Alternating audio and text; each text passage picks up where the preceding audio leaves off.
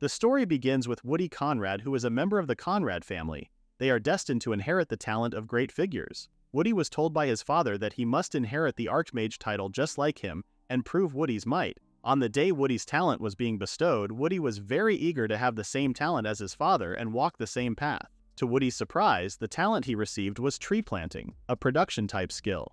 Other people started talking about Woody, the legitimate heir who could not become a warrior nor a hero. With Woody's talent being a non-combative type, the people believed that Woody's engagement with Lady Tristan was now null and void. Woody's brother named Acid bumped into Woody, calling him a failure of an heir. When Acid received his talent, it was announced that he had received the same talent as his father, the Archmage. Woody looked very confused as he thought that he would be the one to inherit his father's power. Woody's father ignored him, going straight to Acid and announcing how Acid was truly worthy of inheriting the Conrad name. On the day the boys received their talent, it was announced that the new heir to the Conrad family was now Acid. Woody was then bullied by the new heir of the Conrad family, who ripped up the flower that his mother had planted and called Woody a mama's boy. Woody tried to defend himself, but the women around Acid did not care, calling Woody's mother trash beneath a concubine. Being swayed by the women's words, Acid placed his finger on Woody's forehead, planning on hurting Woody with magic. Fortunately for Woody, Era came just in time to save him. Worried for Era, Woody told her that if she were to take his side, Era would be in even more danger. Acid was annoyed after being defied and planned to put Era in her place using his power as an Archmage. Woody stepped in between them, proposing to leave and never be seen again, with the condition that Acid would not hurt Era. Acid agreed and kicked Woody out in the middle of nowhere. While walking in the desert, Woody apologized to Era for getting her caught up in his problem. Era did not mind as she made it clear that she had gotten involved of her own free will. Although there were no hard feelings between Era and Woody, their new problem was how to survive in the middle of a desert.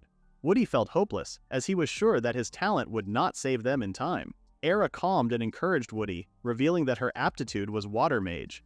Even in a place with zero humidity like the desert, Era could pour out as much water as she wanted. Era believed that she had been granted such power for the exact moment they were now in. Touched by Era's words, Woody was about to thank Era when he accidentally consumed sand. Resting behind a boulder, Era told Woody that she had not expected the vast desert to be part of the Conrad family's territory. Since the desert was completely useless, both the kingdom and Woody's father abandoned ruling over it. After proposing to leave the Conrad house, Woody was then appointed as the ruler of the desert, thanks to Acid's advice. Woody was tasked with restoring the land by greening the desert. Noticing Woody going quiet, Era became worried and asked him if the heat had gotten to his head. When Woody responded that she might be right, Era then suggested that they take a bath together to cool off. The suggestion left Woody confused, making him think that they should consider Era's magic power. However, Era herself also could not see the point in them taking a bath under the scorching sun. Seeing skeletal remains in some parts of the desert, Era assumed that there may have been locals living in the desert before. The problem the two were now facing was how to survive and carry out tree planting in such difficult conditions. After commenting that they needed more shade than the big rock they were resting at, Woody then pulled out his storage bag, telling Era that they had a tent, a table, and sleeping bags for them to use. When Era noticed a map, Woody explained that the map was already old and that he was not sure if they could even use it. Before Woody left, his father had given him the old map, making Woody wonder what his father was thinking. Receiving the map, Woody also wondered if his father still had a sliver of familial affection for him, and the thought that it might be true comforted Woody. Looking at the map only made the two feel hopeless, as it was all endless desert in every direction. Seeing an old settlement, Woody decided to go to that location, hoping that he could get some help and hopefully find a small oasis along the way. Era thought of an idea and told Woody that an oasis would solve their problem. Woody became excited thinking that Era had found an oasis on the map. However, that was not the case. Instead, Era suggested that they make an oasis themselves. Era proposed that they use Woody's talent to increase the greenery, creating an oasis in the desert with their own hands. Seeing Woody's expression, Era asked if her suggestion was not okay. Woody explained that the ground was completely dried up sand, and that even if roots were to take hold, there would be no nutrients for the plants to absorb, making it difficult for trees to grow.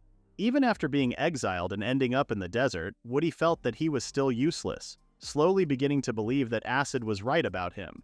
Although the facts stated that it was impossible, Era encouraged Woody to still give it a try. Era asked if she were to use her water magic.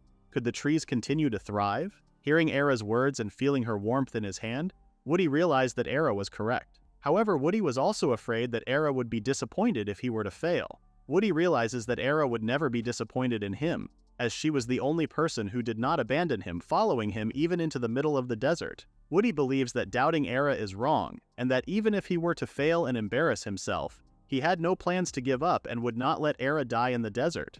With his new goal set, Woody then used his talent. It was only the second tree that Woody had ever planted with his power, but for Woody, it was his first step toward a new life. Woody was shocked, as he did not expect the tree to be so tiny. A notification screen appeared in front of Woody, informing him that he had gained a level, unlocking the tree planting status.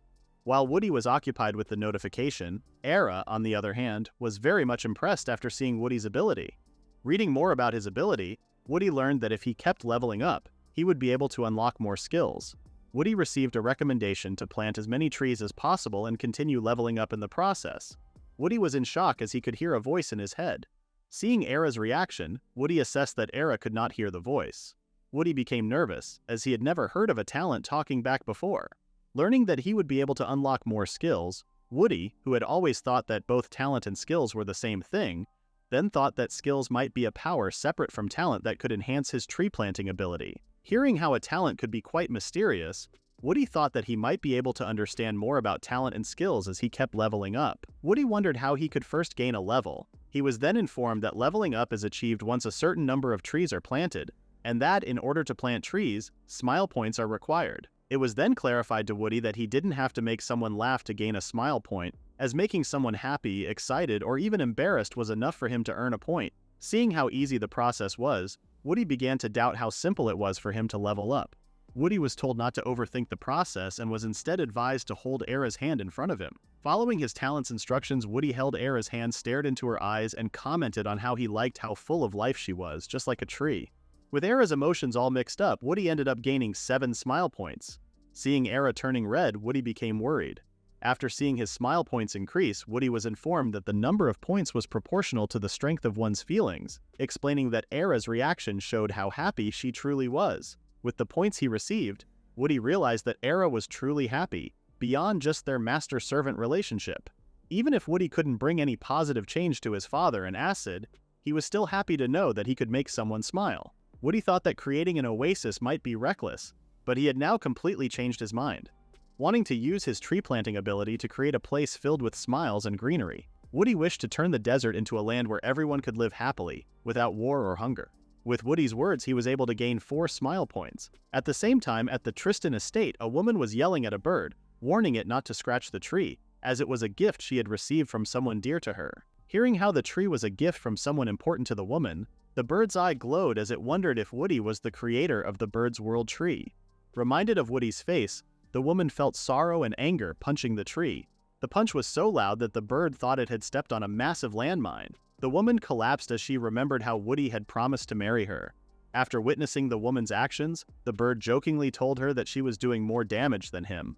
However, the woman was not the slightest bit amused, accusing the bird of disturbing her heart, the heart of the Sword Saint. The situation escalated quickly, with the Sword Saint now drawing her sword and planning to exterminate the bird.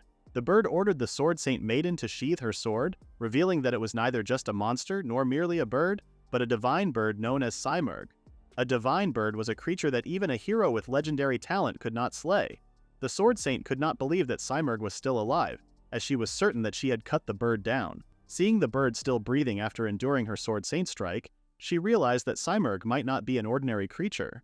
Remembering how Simurgh had referred to Woody's gift as the World Tree, the Sword Saint thought that both the Divine Bird and the World Tree were merely myths and legends. Although the Sword Saint still found it difficult to believe that she was facing a divine bird, hearing the bird speak human language and display high intelligence made it impossible for her to ignore the facts that pointed to the creature being a divine bird.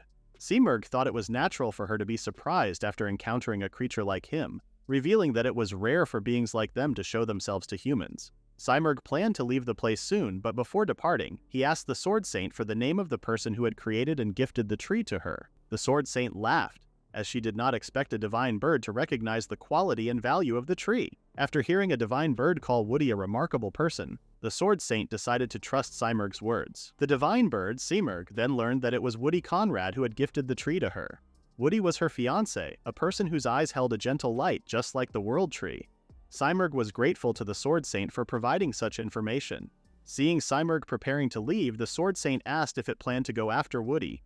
Seamerg revealed that, as a divine beast, it was bound by duty to serve under Woody. The Sword Saint then asked Seamerg if he knew Woody's current location, but was shocked when he responded that he did not. When Seamerg asked the Sword Saint about Woody's whereabouts, she could not provide an answer, as she only knew that Woody was no longer at the Conrad estate. Even the head of the Tristan household was unaware of Woody's location, having chosen to ignore and dismiss any matters related to him, making it seem as though Woody had never existed in the first place. Meeting Woody for the first time, the Sword Saint thought that there was just too much difference between her and Woody, believing that Woody was only after her talent. However, after being pushed around, instead of getting mad, Woody became even more impressed after experiencing his fiancée's strength, even without her having used her talent yet. Woody grinned, thinking about how cool his fiancée was, admiring her for what he lacked. From her very first conversation with Woody, the Sword Saint could tell that Woody's words were free of doubt, not directed at the Sword Saint but at her, as a single human being. After getting to know Woody more, the Sword Saint could no longer bear to pretend that Woody never existed. Seamerg sensed a shift in energy from afar, a sign of a new world tree being created. Seamerg then asked the Sword Saint if she wanted to fly with him to where Woody was. The Sword Saint extended her hand, asking to be brought to Woody as she wanted to tell him something. Floating up into the air, the Sword Saint thanked Seamerg and introduced herself by name as Nadia. Now, further up in the sky, Nadia believed that she no longer needed a family name, abandoning it completely and choosing to live simply as Nadia. Meanwhile, in the desert, Era and Woody remained calm as they protected themselves from a sandstorm that had been raging since morning. Although they had not seen the sky properly all day, the two did not lose hope, as they were sure that the tree Woody had created would change everything for them. Era was very impressed with the barrier that Woody had created, as it protected them against sandstorms and even bugs. Era's mind started to warp, thinking that the tree could turn into a fortune if they sold it, giving them enough money for laundry and food. Although Woody was unsure if Era's thoughts were good, it still crossed his mind that his talent might be able to make him rich. Seeing how the sun had set, Era suggested that they now take rest for the night. When Woody created another tree, the barrier expanded even more, further impressing Era. On their third day in the desert, Woody was very pleased with what they had achieved, creating over 12 trees. On their first day, Woody had been in despair, but thanks to the tree's barriers and a new skill he had acquired after leveling up, Woody had managed to survive for 3 days already. With Woody's new level 3 skill, he could change the shape of the trees, making them easier to carry and replant in a different location. Since tree planting required rare points earned through making people smile, being able to reuse them instead of wasting them was a huge advantage for Woody. As the night settled, Woody and Era noticed a couple of silhouettes from afar, wondering what they were. When those creatures finally revealed themselves, Woody became frightened, as desert monsters had come to their location. Woody was worried for their safety, since there were multiple desert monsters, and they themselves did not have the power to fight them. However, to Woody's surprise, Era suggested that they chase the monsters down. Woody immediately rejected Era's suggestion, thinking that provoking the desert monsters would make them more aggressive and might even hurt them. Woody thought that the tree's barrier might have a monster-repelling effect, emitting a wavelength that the desert monsters disliked. Since the monsters would not dare to go after them, Woody breathed a sigh of relief and suggested to Era that they take a break. As the temperature in the desert drops at night, Era prepared some water at just the right warmth for Woody to drink. Drinking the lukewarm water tea, Woody felt like he was reliving his old life. Hearing Woody's praise, Era felt very happy, earning Woody 6 more smile points. Although it was not Woody's intention to get more smile points from Era, he was still grateful to her, as she was the sole reason he could continue planting more trees. Looking at his status, Woody saw that he needed to plant 3 more trees to level up. Each tree cost 4 points, and planting 3 more trees would total 12 points. Woody's current problem was that he did not have enough smile points to plant 3 more trees. Seeing Woody frustrated, his talent suggested a method to earn more smiles. However, Woody did not proceed. Woody wanted to level up to make Era smile, not to make Era smile just for the sake of leveling up and gaining points. Woody accepted that his method might not be the best or fastest way to gain smile points, but he believed that a natural smile was more valuable than simply collecting as many smiles as possible. While checking through his past earnings, Woody realized that the average points he received from Era were around 6. However, his attention was drawn to the 4 points he had received earlier, which was very unusual for him. Woody remembered that the 4 points he had gained were from the time he wished to make the world a better and greener place. When Woody asked Era what she thought about his development plan, he was surprised to see Era lying on the sand, not moving. Era apologized to Woody for fainting from sheer happiness. Woody then remembered that when he had gained the 4 points before, Ira had also passed out. As Woody slowly uncovered the secrets behind the 4 points, a figure appeared above them, revealing itself to be Nadia. Falling from the sky, Nadia told Woody never to underestimate how stubborn she could be. Back at the Conrad estate, Acid learns of Nadia's disappearance. Receiving a letter from House Tristan, Acid read Nadia's message in which she declared her decision to relinquish her family so that she would not be forced to marry someone she did not love. However, rather than being angered, Acid was pleased by Nadia's actions and ordered his men to find her. Acid intended to break Nadia's pride into pieces, wanting her to understand her place. Before Woody was exiled, he met with Nadia, breaking the news that he was no longer her fiancé. As a farewell gift, Woody planted a tree at Nadia's home, making the tree a symbol that he would always pray for her. Nadia did not want to accept that and decided to look for Woody, abandoning everything she had. Woody was surprised when he saw Nadia falling from the sky.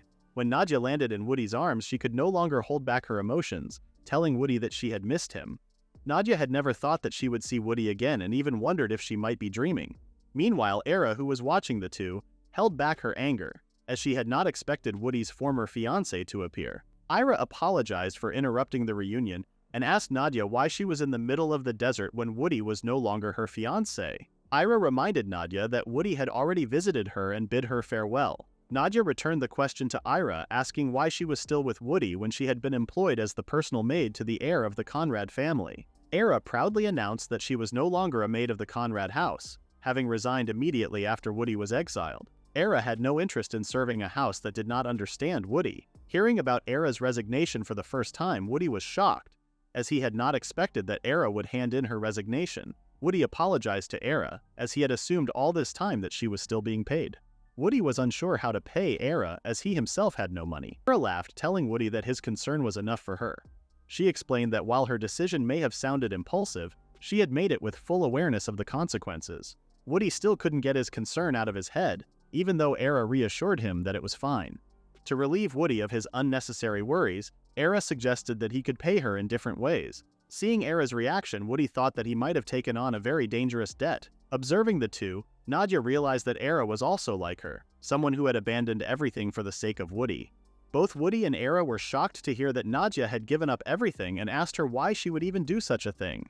Nadia approached Woody, touching his lips and telling him that losing everything had made her realize what truly mattered. Nadia announced that moving forward she would always be Woody's fiancé. Woody's heart could not take the news, causing his whole body to heat up. Seamerg then approached Woody, calling him a ladies' man. Seeing a giant talking bird for the first time, both Woody and Era were speechless. Era then noticed that Seamerg had entered the barrier, making her believe that the bird was a high-ranking monster. Seamerg explained that he was not a monster, revealing his true identity as a divine bird. Hearing the words divine bird, Woody remembered that it was a mythical beast from their country's legends. Woody then thought that meeting a divine bird was already a massive discovery. However, he still had some doubts as there was a possibility that the bird was a scam. Nadia vouched for Seamerg, revealing that it was the divine bird that had brought her to him. However, both Era and Woody found Nadia's reasoning far too weak.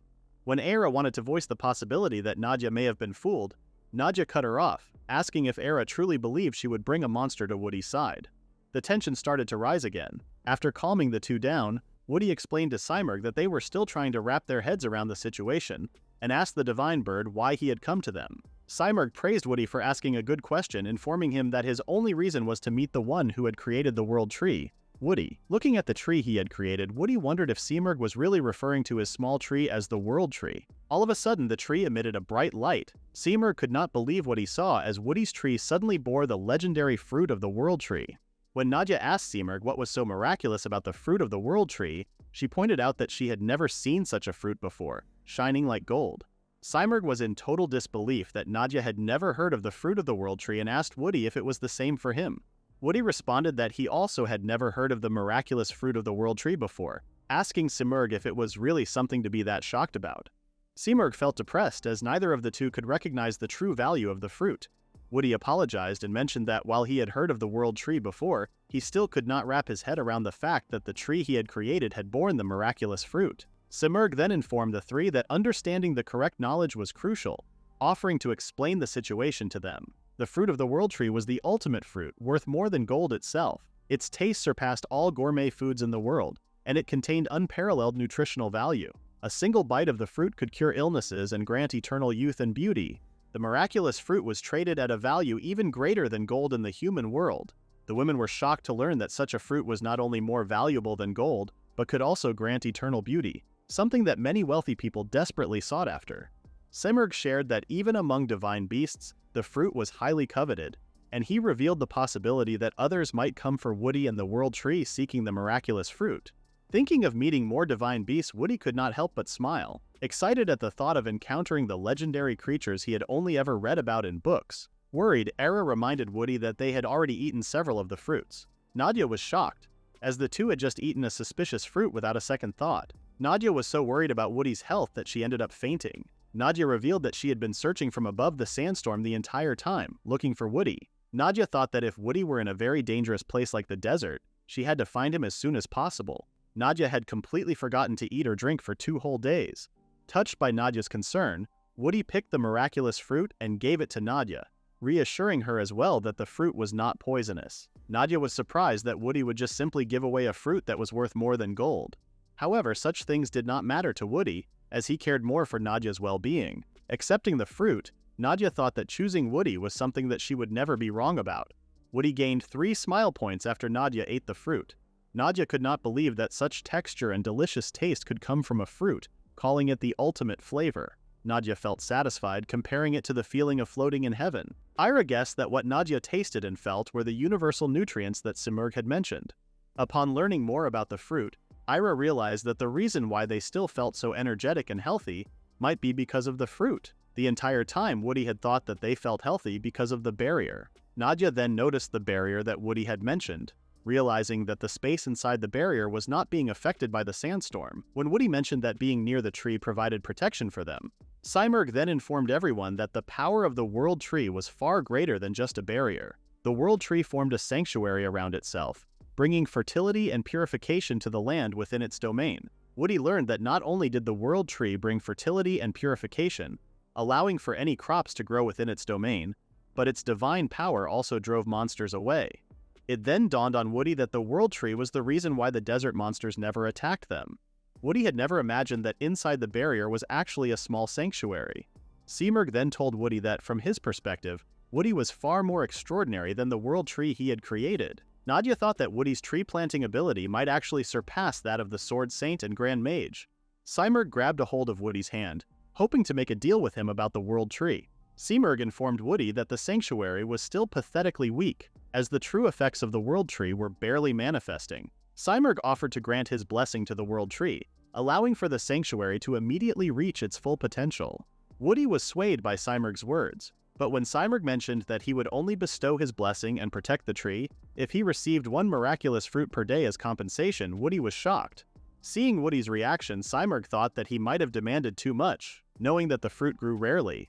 To Simurgh's surprise, Woody accepted the deal, revealing to Simurgh that there were plenty of world trees to bear the miraculous fruit. The news shocked Simurgh, as he had not known there was more than 1 world tree. Offering a miraculous fruit to Simurgh, Woody revealed that he had plenty of fruit stashed in his storage bag. Accepting Woody's offer, Simurgh was in total shock, as he thought that Woody was completely outside the norm. Simurgh, a divine bird who had seen the vastness of the world, was still in shock after seeing so many world trees. While Simurgh continued to look for the desert village, Woody, on the other hand, kept on planting trees and ended up reaching level 4. Woody became excited upon learning that he could now plant a different type of tree. Woody was eager to share with everyone that they could now harvest more fruit per day. Nadia was then reminded of how incredible the miraculous fruit was after seeing Simurgh's triumphant reaction with just 1 bite. Since Simurgh was the one who found the desert village, Nadia felt nervous as she hoped that the village was still intact. Woody still thought that having a divine bird scout from the sky was a huge advantage, thanking Nadia for bringing Simurgh along. Nadia then looked at Era and grinned, making Era angry. Era then pointed out that she also helped out with her water magic, keeping Woody hydrated every day. Woody appreciated what the two had done for him and thanked them. Just hearing Woody thank them made Woody earn 6 more smile points. Now that they were a party of 3 and a bird, it would lead to more conversations, producing more smiles and more trees. Woody almost forgot that he had unlocked a different type of tree and was reminded of it when he received a notification asking if he now wanted to plant the new tree. Woody was shocked when the list of trees he could plant was shown to him. Not expecting the list to be so extensive, Woody also learned that he wasn't just limited to planting world trees. After seeing the list, Woody thought of different types of fruit, making him believe that the world tree might technically be a fruit tree as well. While waiting for Simurgh's return, Woody decided to test his new skill and plant a new tree. When Woody selected the apple tree, both Nadia and Era found it cute when they saw a different type of plant. Woody explained that it was an apple tree, and though it was still a small sapling, once it grew, the three of them could enjoy the taste of apples. Seeing both Nadia and Era's reactions, Woody thought that they were still totally captivated by the world tree fruit. Woody revealed that they could plant different types of trees, even possibly creating a fruit orchard. The two thought that Woody's plan sounded amazing, and suggested that they immediately start one after establishing a bigger sanctuary. Nadia pointed out that the idea itself might be great, but planting and growing trees in the desert might seem impossible aside from the world tree, which was a special case. Woody thought that Nadia was correct, since trees need nutrients in the soil and water to grow, which is why most trees are found in fertile land. Woody then picked up the sapling, reassuring it that he would find a place for the small tree to grow. Woody then heard his name being called by Simurgh, asking Woody to follow him immediately. When Nadia asked Simurgh to explain what was going on, Simurgh responded that they would understand if they followed him. Seeing Ira's exhausted face, Simurgh shared that divine beasts like him have many rules, and that one of them is that they are forbidden from interfering too much in the affairs of the mortal world. The most that divine beasts could do is offer advice or guide Woody. The three realized that Simurgh had to remain a bystander, being restricted by the laws of the divine beast realm. Simurgh then directed their attention to the location where there were people lying on the sand. Thinking that those were dead bodies, Woody was shocked. Fortunately, both Nadia and Ira checked and confirmed that the two were still alive and had passed out due to hunger. Seeing someone suffering in front of him, Woody did not hesitate to offer the miraculous fruit to them. The two were excited to finally get a hold of food, but were worried since they did not have anything as payment. Woody told them that it was fine, reassuring them that they would be amazed once they tasted the fruit. As the two shared the fruit and took a bite from it, they immediately felt rejuvenated, making them feel like they had just had a feast. Seeing the effects of the miraculous fruit, Era and Woody were still amazed by it, even though they themselves had already experienced it. Woody smiled as he thought that even though his tree planting talent was a non-combative talent, he still had the capability to save people. The two thanked Woody, as they now felt more energized than they had before leaving their village. When the two mentioned a village, Woody asked if they were from a village nearby. The two suddenly became silent and responded after a brief pause. They revealed that they were indeed from a nearby village, but their village was now in ruins as it was currently in a terrible state and could not even be called a village anymore. One by one, everyone collapsed from starvation, rendering them unable to move. The two couldn't bear the hunger any longer and decided to go outside the village to chase down small monsters to feed themselves. However, their reckless decision ended up with them in the same situation as the others in their village, passing out from hunger. Nadia thought that the situation was way worse than she had imagined. Since there were people crying out for help, Woody decided to venture out to the village and share their fruit with everyone. Both Megu and Dan looked at each other, thinking that the gods had not abandoned them after all. Under the scorching heat, a family was on the verge of passing out from hunger. The father could only apologize to his children for not being able to feed them. The child then asked why the gods would not give them food and water, to which their father responded that the gods may have been slain by monsters. When the three arrived at the village, they were shocked at what they saw, as the place did not look like it was properly repaired. Megu and Dan were both grateful that Woody and the others still visited their village. Woody told the two that it was only right to help each other in times of trouble. Woody wanted to greet the village chief, but all of a sudden a man got out of his tent, approached Woody's group, and threatened them. The man warned Woody and the others that anyone who trespassed into their village would be cut down without mercy. The threat sent shivers down both Woody's and Ira's spines. Although in a weakened state, the man, whose name was Shekri, still tried to pick up a sword and ordered the villagers to stay back. Before Shekri could do more harm, both Megu and Dan stepped in, vouching for Woody and the others. Megu and Dan explained that they were the ones who guided Woody's group.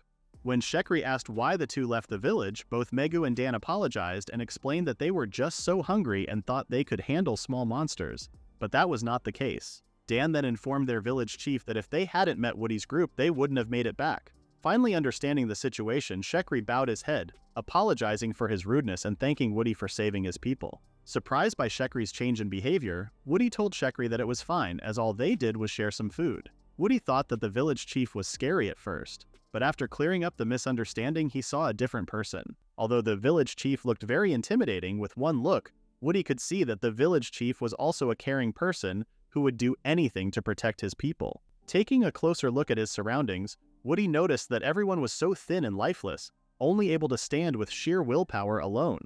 Shekri apologized once again to Woody and wanted to properly thank Woody's group for saving his people. However, their current circumstances would not allow them to, since nothing was left in their village. Nadia told Shekri that he didn't have to worry about it, explaining that Woody extended his hand, not seeking any gratitude. Ira portrayed Woody in a good light, telling the village chief that Woody was just a kind person who would help anyone in need. Hearing the compliments he was receiving, Woody couldn't help but feel embarrassed. Woody then went straight to the point and told Shekri that the reason they visited the village was to help the people and restore the village. Shekri looked confused as to how Woody would help their village.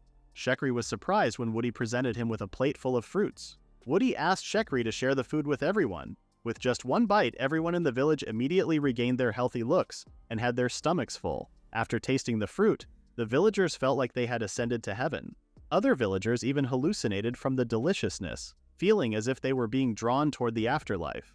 Both Nadia and Era understood the villagers' reactions, as they themselves had experienced the same thing. Shekri's children cheered, informing their father that they now felt completely full with just one bite. Shekri hugged his children so dearly, as he had thought he would never see them again. Later that night, Shekri and Woody's group continued to talk about the village. Woody eventually noticed that the only young men in the village were Dan and Shekri. When Nadia asked if something had happened in the village, Shekri explained that there was always conflict in the desert, as water and food would always be the target of everyone. Ira was shocked to learn that people would kill for food, even though they belonged to the same location. Shekri explained that although the desert was vast, the people who lived there came from different backgrounds. Many were once burdened by heavy taxes or forced conscription in their homelands and fled as refugees, seeking refuge in the desert. Since the desert was filled with dangerous monsters, few would risk their lives chasing after refugees. Shekri also revealed that he too was once a desert dweller but had escaped from the hardships of his home and sought refuge in the desert. The desert was very dangerous, as not only did it have many desert monsters lurking beneath the sand, but it also lacked fertile soil, making it impossible for grass and trees to grow. Since the land itself was deemed impossible to cultivate, both the kingdom and the Conrad family had abandoned the place. Woody had no idea what to say about the village chief's feelings and experiences, as his family governed the location, yet did not extend a helping hand. Woody's father had imposed heavy taxes and ruled with tyranny, making everyone suffer and pushing them to live in such a dangerous place. Woody wondered if his father had turned a blind eye to everything, just as he had pushed Woody's existence out of his sight. Looking at the sky and thinking about how breathtaking it was, Woody thought that he might finally be seeing things more clearly now. Seeing the worst parts of the land they governed, Woody decided to take matters into his own hands and help the people in the desert if his father refused to do so. Simurg then approached Woody, asking him if he had now made his decision. Full of determination, Woody walked toward Shekri, informing him of his plans to create a world where people could live peacefully, free from conflict. Shekri became alarmed when Woody revealed his true identity as a noble. Woody believed that it was his duty as a noble to protect his weaker people and work for their well-being. After seeing the reality of the desert village, Woody felt shame and regret for not knowing the extent of their suffering. Bearing his ignorance as his sin, Woody decided to start his plans in the desert village, working toward building a brighter future where everyone could smile forever. Woody promised that he would turn the land into a place of prosperity. If Woody's plans ever came to fruition, he only asked that Shekri allow him to make the place his domain. The villagers were still talking about what Woody had proposed to the village chief. They assumed that Woody might be exhausted from the desert heat and did not know the environment of the place he was trying to rule. When morning came, Megu was woken up by a leaf landing on her face. Dan then entered the tent, waking Megu up completely. Dan showed Megu their breakfast, fruits that he had harvested himself. Megu thought that she must be dreaming, as she had just eaten a delicious fruit yesterday and was once again blessed with another fruit for breakfast. When Megu stepped out of their tent, she was surprised to see their village full of trees and people wearing smiles on their faces. Both Nadia and Ira were helping the kids pick out the fruits they wanted to eat. Ira suggested that they keep eating first and then continue harvesting together later. Megu approached Woody and Shekri, who both greeted her with a good morning. Confused by what she was seeing, Megu told them that they should have woken her up if something miraculous had happened. Seeing how exhausted Megu had been yesterday, Dan thought it best not to wake her up and instead let her rest and regain her full strength. When Dan mentioned that he wanted to harvest fruit with everyone, it made Megu mad and she decided to ignore Dan. Woody was worried about the two, but he was reassured that they would be fine since the village was finally coming to life. Shekri still could not believe that a huge tree had grown in the middle of the desert overnight, making him think that everything was just a dream. Since the villagers' biggest problem was hunger, Woody decided to solve that problem first. Along with the world tree, Woody planted fruit trees that he had experimented with in the desert before. When Woody had first planted an apple tree in the desert, He thought that it wouldn't survive and removed it right away, but it turned out that the trees Woody planted with his ability weren't normal, as they could actually grow and bear fruit even on the sand. The smile points Woody collected came from Dan, Megu, and the entire village. Even though Woody was the one who planted the tree, he knew that the miracle itself was not something he had achieved alone. Woody believed that the miracle was brought to life by everyone's feelings. Nadia and Ira then informed Woody that they had distributed the fruit to the villagers. Both Nadia and Ira were full of praise for the fruit, saying that it provided a person with enough nutrients, not just for the body, but also for the soul. Fruits had always been considered just a snack, but after meeting the people of the desert village, Woody came to understand that everything was different now. With fruit as a valuable item for the desert people, Woody then thought of ways he could use the fruits, trading them in exchange for other necessities. However, Woody realized that he might be getting ahead of himself and planned to first fulfill his promise to Shekri. Woody thought that if he somehow made the place his sanctuary, then they would be able to establish a real orchard and save everyone from food shortages. Seeing Woody's innate talent for himself, Shekri revealed that he knew only nobles were granted special powers, which planted hatred in him toward the nobles. No matter how great the nobles' powers were, they would only use them for their own selfish desires, seeing others as nothing more than resources to exploit. However, after meeting Woody, Shekri thought that Woody might be the odd one out of the rest. While everyone else abandoned the desert, Woody himself made sure that he could try saving the village. The first time Shekri heard of Woody's plans, he was shocked, and explained that it was not because he doubted whether it was possible. The moment Shekri looked into Woody's unwavering eyes, he thought that Woody looked like a person who had already seen the land of prosperity, and after witnessing Woody's ability, Shekri realized that he was not mistaken. The agreement had been fulfilled. Shekri knelt in front of Woody, recognizing Woody as the lord of their territory. Everyone had the same thought as Shekri, as they were very much indebted to Woody for saving them from death's door. Woody could feel the warmth of everyone's gratitude and the even greater expectation the village had placed on him for a future of abundance. Finally feeling the weight of owning land, Woody was now determined to proceed with the path that he had chosen, the path of prosperity. Everyone was surprised when Simurgh appeared.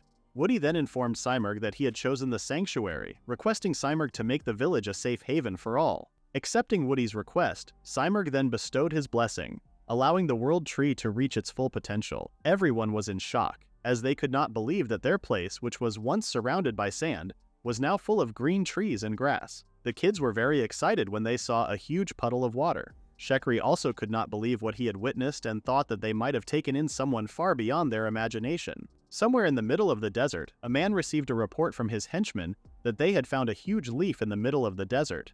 Seeing the leaf and how it looked like it had been torn from a branch, the man stood up as he became very excited to take what Woody had created, claiming that everything in the desert belonged to him. Taking inspiration from a kingdom known as Prosperity, Woody decided to name the land that he now governs as Wenti. The elderly in the village did not expect that they would see the day when their desert village would turn into a paradise, bearing a grand name like Wenti. As the old woman told Woody that she couldn't thank him enough, the old man behind her told the old lady that she shouldn't be speaking so casually to Woody, since Woody is now the Lord of Wenti. The two elderly then proceeded to take a bow, making Woody feel embarrassed. Woody then informed the two elderly that there was no need for formalities, and that calling him by his name was just fine. Woody then informed everyone that he had already planted more fruit trees and hoped that they would eat to their heart's content. Era then called for everyone's attention, announcing that the freshly picked fruit party was about to begin. The announcement brought smiles to the children's faces. Nadia suggested to Woody that they take a short break, sharing how even harvesting the fruit was now a bit tiring. Woody planted 4 times the original amount they had planned for the village and now had over 24 trees. Nadia then mentioned that thanks to the sanctuary, they had now created an incredible orchard. Woody mentioned that each tree grew 5 fruits per hour, reassuring everyone in the village that they wouldn't be hungry anymore. Simurgh then joined their conversation, stating how the fruits grown by each tree rivaled even the fruit of the world tree in quality. Simurgh thought that he was already amazed enough by the miraculous fruit of the world tree, but was surprised after tasting the fruits of the other trees that Woody had planted. Simurgh stated that the reason why the other trees bore fruit overnight was not because of the sanctuary's power. The trees Woody planted were mixed with arborism, causing the trees to grow at an entirely unnatural rate. Since the world tree also produces fruit per day, Woody believed that arborization also worked for the world tree. Simurgh became nervous, thinking that he might be the only one overthinking. Woody then asked Simurgh to follow him, as Woody wanted to show the divine bird something. Simurgh was in shock when he saw a withered tree. Woody explained that the tree was planted outside the sanctuary the night before. The tree grew enough to bear fruit, but by morning it had already withered. Even though the trees inside the sanctuary were still living, Nadia realized the stark difference between the trees that were planted outside the sanctuary. Woody informed Simurgh that trees grown with arborization still needed a water source to survive. From what Woody observed, only the world tree was an exception. Simurgh believed in the importance of testing different things for the future, and then gifted Woody as a reward for his diligence. Woody was surprised when he was handed a huge slice of meat. Seeing how the meat was too heavy for Woody, Nadia immediately took the meat, removing the burden from Woody. Woody asked Simurgh if it was all right for them to receive something so valuable. However, Simurgh did not see the meat as more valuable than what he had already received, which was the miraculous fruit. Simurgh explained that he felt he was receiving too much in their deal, which made him decide that he would give Woody monster meat and materials as a gift. Both Woody and Nadia liked the idea, with Nadia stating that she already felt like they had established a small trade system through bartering. Listening to Nadia, Woody then thought of exporting the fruits they've grown and letting more people know about their place, making their trading system more known worldwide. Woody thought that with everyone benefiting from the sanctuary, it would be a win-win situation. After being thanked by Woody, Simurgh warns Woody to be careful and points out that monsters are not the only ones who are greedy and would take what Woody had built, stating how Wenti is an ideal target for raiders. Simurgh's words made Woody worry, but he then received a notification that he had gained another level and another tree species available for planting. As part of the sanctuary's functions, Woody had acquired the breeding skill. Era approaches Woody asking him if something was wrong. Woody explained that he was just planting trees and had unlocked more abilities. Woody then showed Era their new species of fruit trees, persimmon and chestnut trees. Woody was sure that persimmons could be eaten as they are, but he was not sure about the chestnut. Era then explained that chestnuts are valuable ingredients in making delicious sweets, and grinding the fruit could turn it into a sweet paste. Since they do not have that many ingredients, Era informed Woody of another option in making another type of sweet from the chestnut alone. With his newly acquired level and tree species, Woody was very much excited to plant the last tree in his skill, the mulberry tree. Upon checking his newly unlocked trees, Woody became very confused after seeing a tree species called house tree, light tree, and fire tree. Woody realized that his powers were getting out of hand as he received trees that are now more than out of the norm. Woody thought of sharing the information with others but realized that it would not help him or everyone. Woody redirected his focus to the skills that he could at least understand, which are the sanctuary functions and the breeding skill. Woody asked Simurgh about his newly acquired skills, to which the divine bird informed Woody that by planting the world tree, its sacred properties had also increased. The world tree absorbs magical energy and unleashes various powers, and with Woody's world tree absorbing more magical energy, it evolved the sanctuary, giving it more capabilities now. Woody was shocked and thought that the land flourishing was enough to make him believe that the tree was incredible, and was not expecting the world tree to do more. Before Simurgh could share his thoughts, they were interrupted by Megu and Dan, telling Woody that there's an emergency. Both Megu and Dan told Woody that the sand bandits are now headed for Wenti. Nadia went ahead and went to the top of the border of Wenti and was surprised at how clear the desert's visibility was on a windless day. Nadia could tell that the sand bandits had already caught wind of the change in the village. However, since there were only a few of the bandits, Nadia offered to take them out first. Nadia reminds Woody that he can't show mercy to bandits, as once they experience the joy of pillaging, such kinds of people would never stop taking everything that others have worked for. Woody understands Nadia's point, but it was not what made Woody worry. Woody mentioned that if the bandits that are coming to Wenti are scouts for bigger organizations, Woody was sure that they would immediately make more enemies for the village, which is something that Woody wanted to avoid. Woody suggests that they first capture the bandits and interrogate them, which Woody then asks for Nadia's help to complete the task. The bandits were surprised when they saw that the village was now covered in greenery. Believing that they had found the ultimate jackpot, the other bandits then started to smell something sweet, believing it to be food. The bandits remembered that they had already looted the same village before, which made the others think that some merchants or adventurers may have brought in something for the village. The leader of the bandits did not care about the reason, stating that he would take everything for himself. One of the bandits became scared, worried that they would run into adventurers. However, their leader only laughed, asking his underling if he thought that they would lose to adventurers. Afraid of what his leader might do to him, the underling immediately changed his mind and told the leader that he was just kidding.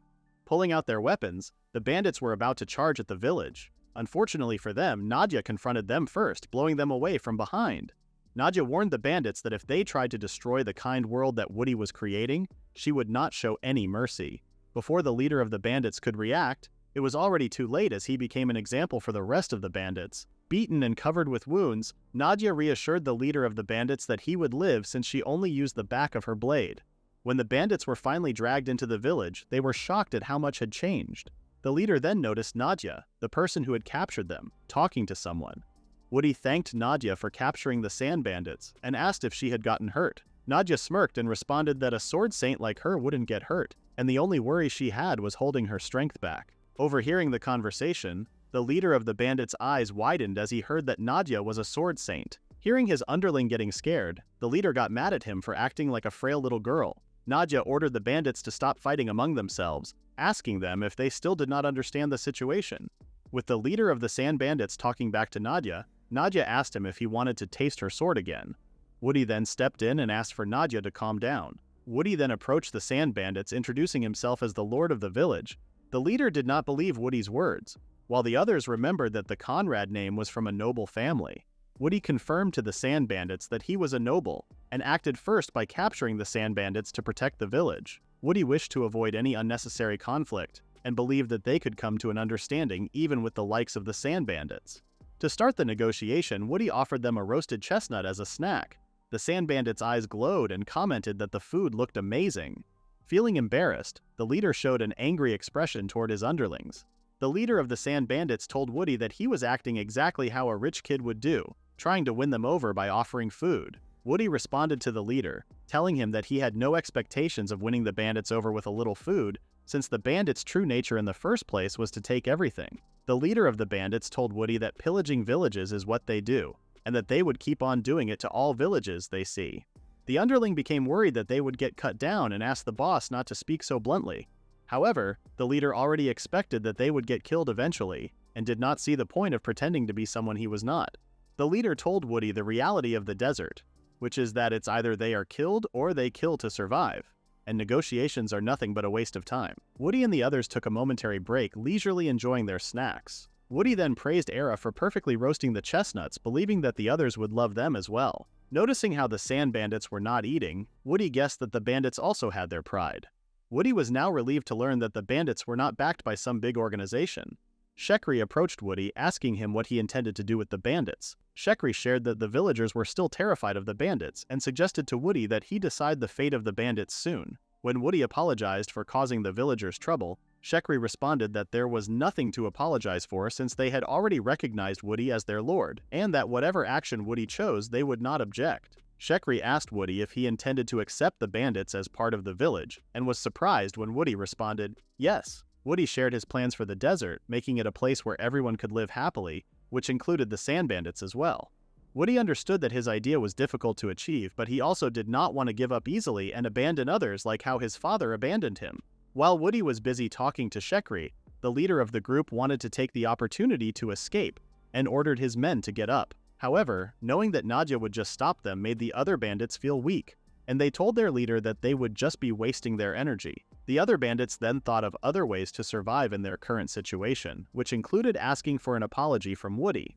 Seeing how their leader would not budge at the other's suggestion, the young underling suggested that they turn over a new leaf and ask to be a part of the village. The underling's suggestion angered their leader even more. However, he still continued to voice his concerns, and how they would benefit more if they were part of the village. The leader of the sand bandits reminded his underlings that they had already chosen their paths, and being a part of the village was something they had never done before. The leader of the bandits reminded his underlings of what they did to the village before, pointing out that the village would never accept them. Understanding his leader's point, the young underling still wanted to bow his head and beg for forgiveness, trying everything he could in order to survive. As the leader called the young underling a coward for blinding himself over the promise of food, the young underling clarified to the leader that he was not blinded by the food, but he just wanted to keep on living alongside them like always. The young underling would not hesitate to throw away his pride of being a bandit just to see them all survive and live a different life. Era was so happy to see a treehouse in the sanctuary, believing it to be hers and Woody's brand new love nest. Woody then explained to Era that the house was a tree he planted for the village chief. Seeing Era looking depressed, Woody cheered her up by telling her that he would plant their own tree later. When Nadia finally saw the house, she was surprised to see that the plant Woody had planted was actually shaped like a house. Woody informed Nadia that the treehouse was not only shaped like a house but also had furniture, making it a real home. Nadia's eyes glowed, believing the tree would elevate the quality of the village. Seeing the interior of the house, Era thought that it was great for both physical and mental well-being. Woody never imagined that a plant species called the house tree would ever exist. There were other trees that Woody had yet to unlock after leveling up, but for Woody, the house tree was the most valuable tree to the village at the moment. The bandits that Nadia captured were currently in the village, and their presence was making the villagers very anxious. With the house trees, Woody believed that it could lessen the villagers' anxiety by allowing them to lock the doors. However, Woody was sure that such a plan would not be enough, as his goal was to reduce the burden of constantly monitoring the sand bandits. Woody then checked the list of skills and trees to see if he could use something to solve his problem. The leader of the bandits smelled something and asked his underlings if they could smell something weird. However, the underlings responded that it was difficult to discern what it was since they were blindfolded. The response angered the leader, and he ordered the underlings to use their noses. When the young underling smelled something burning, he immediately thought they were about to be publicly executed, which scared the leader. The sand bandits were surprised when they heard Nadia's voice ordering them to stop talking. Nadia told the sand bandits that she did not come to instill fear, but instead visited them to give them something good. When the blindfolds were finally removed, the sand bandits were shocked to see trees that were on fire. Though Woody welcomed the sand bandits, the bandits were too preoccupied with the fire trees and ignored Woody. Even though Woody apologized since the fires were still a little strong, the sand bandits were still confused about what was happening. Era had a different thought, believing the fire to be working just perfectly fine. What Woody intended was for the tree to appear not as a threat but as a deterrent, which actually worked. Since animals instinctively fear fire, Woody thought of planting fire trees around the sand bandits. The fire trees could also cast fire magic, so Woody decided to create a fiery enclosure. After showing the sand bandits their tent to sleep in, Woody mentioned that going near the trees would be very hot. However, it was also beneficial since the nights in the desert tended to be very cold. All of a sudden, the leader of the sand bandits was pushed towards the fire tree, which led to him being burned. Nadia then informed the leader of the sand bandits to consider what he received as a lesson learned, suggesting that they abandon any wicked thoughts. The other sand bandits immediately jumped into the tent, feasting on the fruits inside. The bandits could not help but cry out their frustrations after finally eating something so delicious. The bandits' actions angered the leader, as he was worried that the food might be poisoned. However, Nadia informed the leader that he was the one who should be called an idiot. Nadia pointed out that they didn't need poison to kill them, as she alone was enough to do such a task. Woody then stepped in, informing the sand bandits that there was no trickery involved. He told the sand bandits that while they were within the sanctuary, they would be considered part of the village, and Woody couldn't allow the people living in his place to go hungry. Seeing a young noble acting all high and mighty reminded the leader of his past, when he promised himself that he would soon become a big shot. Simurgh was flying over the orchard and took a fruit, visiting Woody and informing him that the newly planted grapes were exquisite. Woody thanked Simurgh for patrolling the village again. Seeing Simurgh munch down on the fruit, Nadia told him that his presence as a divine beast had completely vanished. Woody thought that Nadia might be exhausted from dealing with the sand bandits and suggested that she rest. Nadia reassured Woody that she was alright and asked if it was really okay to leave the sand bandits unwatched. Woody also reassured Nadia that leaving the sand bandits unattended was fine, revealing that he had made adjustments to the fire tree enclosure, trapping the area inside with fire. Following Woody's orders, Nadia then laid down on the bed, hoping that they could make the night more passionate. Nadia's actions enraged Ira, who told the Sword Saint that there wouldn't be any sneaky rendezvous allowed. Believing himself to be a nuisance, Simurgh decided to leave and head toward the World Tree. While Simurgh thought that the World Tree bore fruit, Woody revealed that the tree did not have any fruit, which shocked Simurgh. The divine bird was in anguish, asking Woody what he was supposed to eat. Woody then handed Simurgh a fruit, explaining that the tree was different from the others. Ira overheard Woody and asked what he meant by it. Woody explained that all the world trees he had planted before could bear fruit, but after leveling up, he could now plant a world tree that did not bear any fruit. Woody planted the world tree inside his home and planned to observe it. Simurgh thought that a fruitless tree felt a little lonely. However, Woody thought differently, believing the fruitless world tree to be something necessary for them. Thinking about how valuable a world tree was, Nadia and Era became worried that the sand bandits would do something rash if they ever found out the true value of the world tree. Woody planned to replant all of the world trees tomorrow. Era also pointed out that even though they would be replacing the world trees, the other species of trees would still hold great value because they could produce food in a place like the desert. Woody realized that the true issue, something they would have to fix, was getting the sand bandits to change their ways. After telling Era that she was right, Woody thought about how he could not see the sand bandits turning over a new leaf.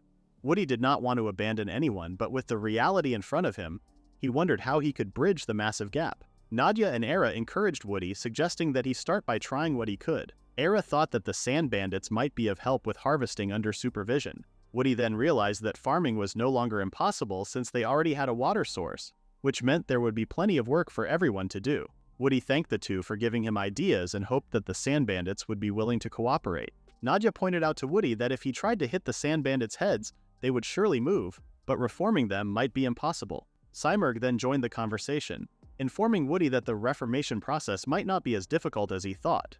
Woody whispered to Simurgh, telling the divine bird that the reformation he was thinking of might be different. Gasping, Simurgh explained that the sanctuary had the ability to ward off evil. He further explained that the sanctuary not only warded off evil, but also purified negative emotions within its bounds. Simurgh pointed out that a sudden change in the sand bandits would surely not happen, but by spending time inside the sanctuary, the sand bandits would gradually gain a purer heart. Simurgh revealed to Woody that the key to reformation was granting the villagers aptitude, and by using the power of aptitude, they could accelerate the purification process. When Woody was young, he learned from his teachers that only nobles possess talent, and that for a commoner to be granted talent is extremely rare. Nobles undergo the blessing ceremony when they turn 15 and receive their talent. Aptitude refers to an acquired talent and is essentially a skill. The young nobles were taught that the difference between the nobles and commoners lies in whether one possesses aptitude or not. Woody had doubts about what his teachers had told him before, but he never found the answer to his questions. Woody felt like a bomb had been dropped on him after Simurgh told him that they could use the power of the sanctuary to grant aptitude to the commoners of the village. Seeing Woody's concerned look, Simurgh asked Woody what was wrong. Simurgh believed that if the villagers gained aptitude, they would surely be able to do more. Woody explained that Simurgh's idea sounded amazing. However, since the villagers were commoners, there was no guarantee that they would receive an aptitude. Nadia informed Simurgh of what was told to them by their instructors, that it is extremely rare for commoners to receive an aptitude. Nadia thought that the idea of granting the commoners aptitude was not possible. However, there was no proof that it was impossible since it had never been done before. Simurgh then thought of an idea and ordered Woody to gather everyone in the village immediately, as they would perform a blessing ceremony for them. With all the villagers gathered in one place, Shekri was asked if some kind of event was being held. Shekri's children thought that there would be some kind of festival and suggested that they all dance. Shekri laughed and told everyone that the divine beast had something to say to them. Meanwhile, a shy girl named Fiona told her friend that she was fine staying in the back. However, her friend insisted that they move to the front. Seeing that everyone was now present, Simurgh then announced that he would be starting the blessing ceremony. Everyone was shocked, as they knew that the blessing ceremony was an event that allowed nobles to receive their aptitude. The villagers were hesitant to participate since they were just commoners. To start off the blessing ceremony, Simurgh decided to begin with the village chief first. Shekri was also unsure if it was all right for commoners like them to participate in such an important event. However, Shekri could not refuse since Simurgh had chosen him himself. With the divine bird's eyes glowing, Shekri received the aptitude of a priest, a guide of faith, leading others with the hope of divine protection. Shekri was more surprised that he had actually received an aptitude than he was by the fact that he had received the aptitude of a priest. Shekri explained that he felt like something inside him, something he hadn't noticed before, had suddenly become undeniable after the ritual. Seeing the ritual being performed on Shekri made Woody think that the ceremony was an amazing idea. Seeing a commoner receive a blessing, Woody thought that it might be something only a divine beast could do. However, Simurgh revealed that he did not do anything special since it is only humans who decide what is considered special. Simurgh explained that aptitude knows neither noble nor commoner, and the proof of that was Shekri, who had just received an aptitude. Nadia and Woody were puzzled and asked Simurgh why they were taught differently by their teachers. Simurgh told the two that aptitude appears more often in noble bloodlines. However, there are also a fair number of commoners who can receive an aptitude. Woody was shocked to learn that what he was taught was not entirely correct, having been taught rules that only benefited the nobles.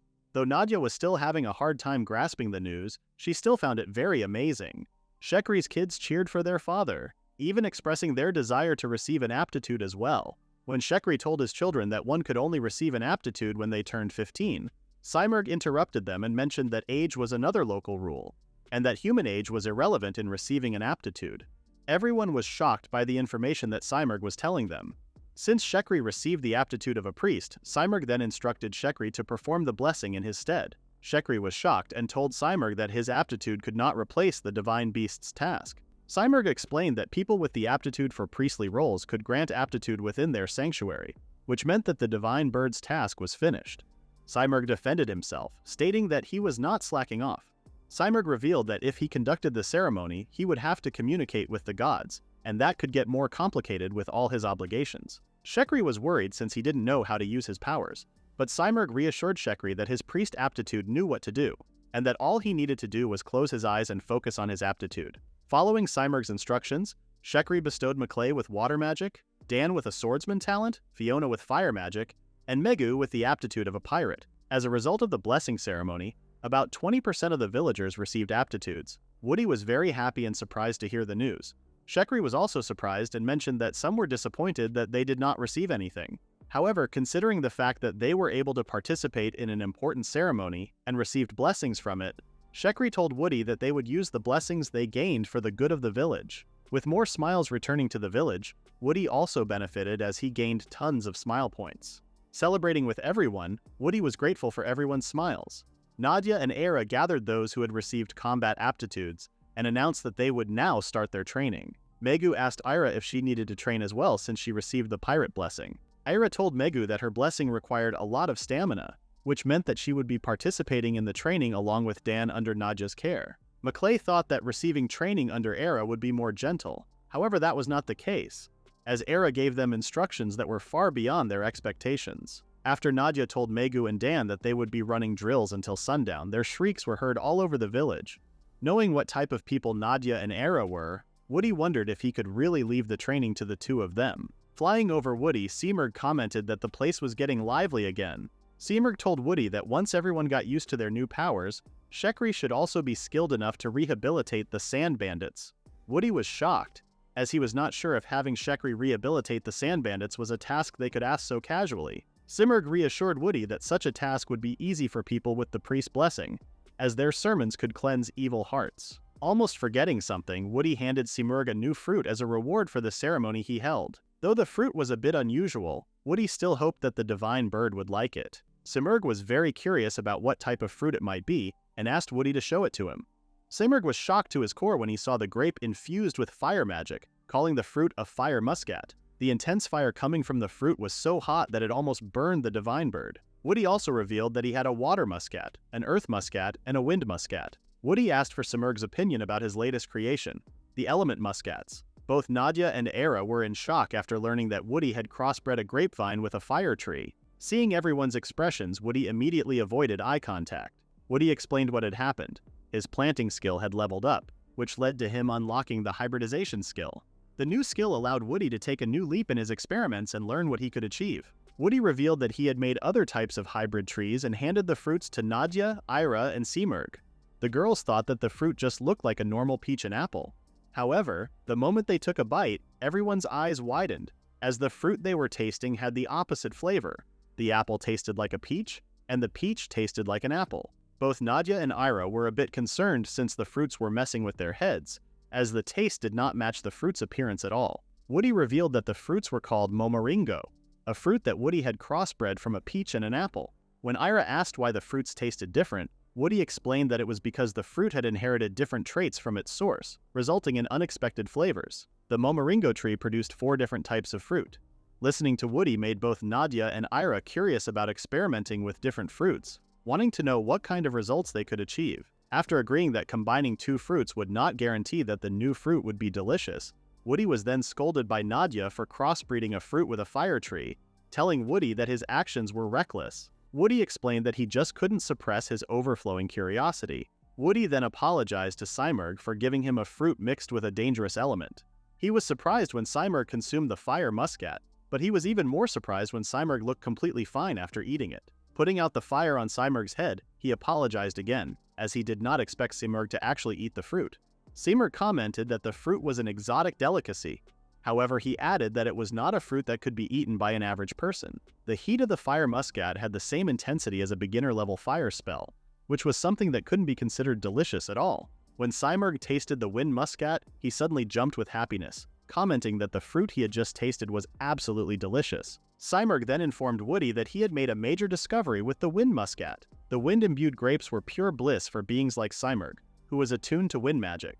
Simurgh believed that if someone had an affinity for a certain element, they would find the matching element incredibly delicious. Upon realizing that not only a divine beast could enjoy the element muscat, both Nadia and Woody immediately tasted the element muscat that matched their own affinities. However, they ended up feeling disappointed as the fruit only tasted strange to them. Nadia then suggested to Ira that she try the water muscat since she was a water mage. Ira refused to eat the fruit, but it was already too late. Nadia had shoved the water muscat into Ira's mouth. Upon tasting the fruit, Ira's eyes widened as she experienced a burst of flavor, a flavor she had never tasted before. Ira was so amazed by the fruit that she ended up falling over. Upon realizing that anyone who could match the fruit's element could experience a new, delicious taste, Woody looked at Nadia, showing a scary expression. Ira stood up and thought about giving the element muscats to Maclay and Fiona, since the two were attuned to water and fire magic. Remembering that the training lasted until sunset, Woody suggested to Era that she give them the fruit once training was over. The moment Era touched the fire muscat, she was instantly burned, almost dropping the fruit to the ground. When Woody asked Era if she was fine, Era became annoyed and wondered why Woody could hold the fruit so calmly. Woody did not feel any heat from the fruit even though it was engulfed in flames. Woody wondered if being the creator of the fruit was the reason why he was immune to its fire. From the fire muscat, Woody realized that the fire tree might also be the same. Realizing how he messed up by handing Era something that could hurt her, Woody immediately apologized for being so careless. Ira reassured Woody that she was fine as she had only been burned for a moment. Nadia then commented on how Ira was just overreacting since the fire in the fire muscat had the same intensity as a beginner-level fire spell. When Simurgh asked Woody if he planned to crossbreed more fruits moving forward, Woody responded that he did plan to continue. As he saw the boundless potential of the fruit, Woody revealed a hybrid from the muscat tree, a burning vine. Nadia realized that with crossbreeding, any trees, plants, or fruits mixed with the fire tree would have flames that would never burn away. Shekri approached Woody after being called, asking Woody what he wanted to talk about. Before discussing the main topic, Woody asked Shekri how he was adjusting to his priest aptitude. Shekri told Woody that compared to the beginning, he had gotten more used to the ability. However, Shekri was a bit sad since the only time he used his ability was during the blessing ceremony. After that, Shekri mostly just scanned through some old sand-covered holy scriptures. Shekri wondered if he should also do some kind of training. Woody wondered if the issue involved the environment. Woody then used his skill and created a treehouse, explaining that it was a new type of house created by crossbreeding a house tree with the world tree. Woody then presented Shekri with his new church. Shekri was beyond amazed as the interior was much bigger and grander than the other houses. Woody was relieved that his crossbreeding had worked and was sure that the place would feel more like a church once they set up the interior. Since the house also had the world tree's genes, Woody asked Shekri if he could feel any divine energy from the place with his priest aptitude. Closing his eyes, Shekri felt like his mind had become clearer and more serene than ever. Shekri could now sense what he needed to do. Shekri told Woody that he wished to establish a formal church and welcome the Sand Bandits into their community, cleansing the darkness that resided within their hearts. With the newly planted treehouse and Shekri's sermons, the village of Wenti had gained itself a church. Both Woody and Era praised Shekri for now looking more like a priest. The old man called for Woody, wanting to show him something. When the secret was unveiled, Woody was shocked to see a statue of himself and Simurgh. When Simurgh saw the statue, he was immediately amazed and commented that his dignified look had been recreated successfully. Seeing Simurgh so happy, Era believed that a divine beast like Simurgh might have resonated with its statue. Seeing Woody's statue, Nadia immediately requested to have it placed in her bed. When the old man accepted Nadia's request, Era immediately voiced her concerns, stating that Woody's statue was a sacred one. Impressed with the old man's work, Woody did not expect that one of his people would be able to create such dignified art. The old man was very pleased to hear the praise, mentioning that he had never felt useful before as all he ever did in the past was play with sand and carve stones to distract himself from hunger. With tears in his eyes, the old man told Woody that the empty, meaningless house he once had now felt like it had been given purpose. Hearing the old man's story, Woody and the others could not help but tear up and sympathize with him. Both Nadia and Ira felt guilty for secretly planning to hug the statue at night. After the mass had ended, everyone in the village was very supportive of Shekri, praising him for the story he had told. Maclay was one of the people who was very happy with the church, as he thought they could now gather in one place. Seeing his kids become happy with what he had now achieved, Woody approached Shekri and mentioned that everyone looked very happy. Shekri responded that he had only managed to make the sermon more presentable. Era told Shekri how he now looked like an evolved version of the village chief. He told Woody and the others that since it was his first time giving a sermon, all he could say was, "Thank you to Woody for saving the desert village." Shekri was still unsure if he was doing the right thing. Simurg appeared, flying above everyone, and mentioned to Shekri that it was only fitting for him to follow what his heart was saying. Listening to Simurg, Shekri realized that he could use his true experiences and emotions in preaching.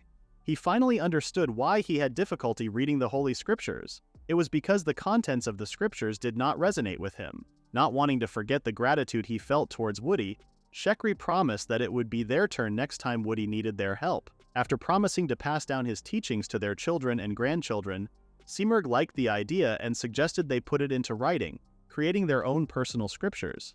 Simurg tells Shekri that once they have finished with the scriptures, they would have to come up with a name for the scriptures. Unfortunately, Shekri was not sure of any good name for his upcoming scriptures. Woody thought of a name and shared it with everyone, asking if Wintry Faith is appropriate enough for the party. Shekri immediately grabbed Woody's hand, commenting on how the name was brilliant. Listening to the conversation, Era assumed a different faction, imagining Woody and Simurg celebrating their wedding. Later that night, Nadia confronted the Sand Bandits.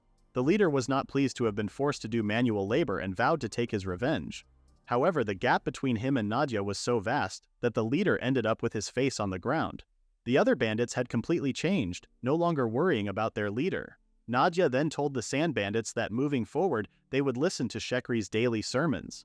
The news shocked everyone, to which the leader immediately told Shekri that listening to his sermon would be comparable to a joke. The young underling had no problems with listening, but upon seeing his boss glare at him, the young underling immediately changed his mind. The young underling was very happy that they were still alive and had been spared, but he was very curious if Woody's plan to have Shekri preach sermons would be enough for the leader to change his ways. The young underling whispered to their leader, telling him that the sermons might just be their way of joining the village. The leader let out a deep breath and reminded his underlings that once they crossed the line, there was no longer any going back.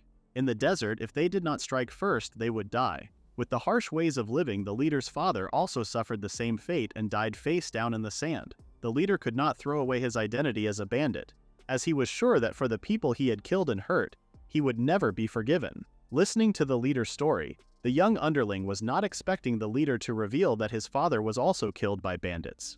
Knowing more about their leader, the young underling slowly realized why their leader was adamant about staying true to who they actually were and avoided any possible change. The young underling reached the same thought as his leader, that the village would never forgive them for their past. The young underling apologized to his leader and told the leader that he was wrong. The young underling explained how he had been thinking naively and not truly understanding anything. The young underling promised their leader that he would follow him no matter what, even to the ends of hell. The underlings felt a sense of new camaraderie, dedicating themselves fully to their leader. Greeting the bandits, Shekri expresses his gratitude towards them for coming to the church. Though the leader complied, he still was not pleased and sensed that the place was throwing him off. Shekri wanted to start off their meeting with a sermon. Shekri remembered seeing the bandit leader talking to his underling earlier and suggested that he let out his concerns or problems without any worries.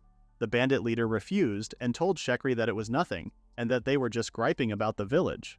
The bandit leader's taunts didn't work, as Shekri just admitted that they were a bit rough towards the bandits, and also expressed his regrets for their actions. This only pissed the bandit off, and he thought that Shekri was up to something.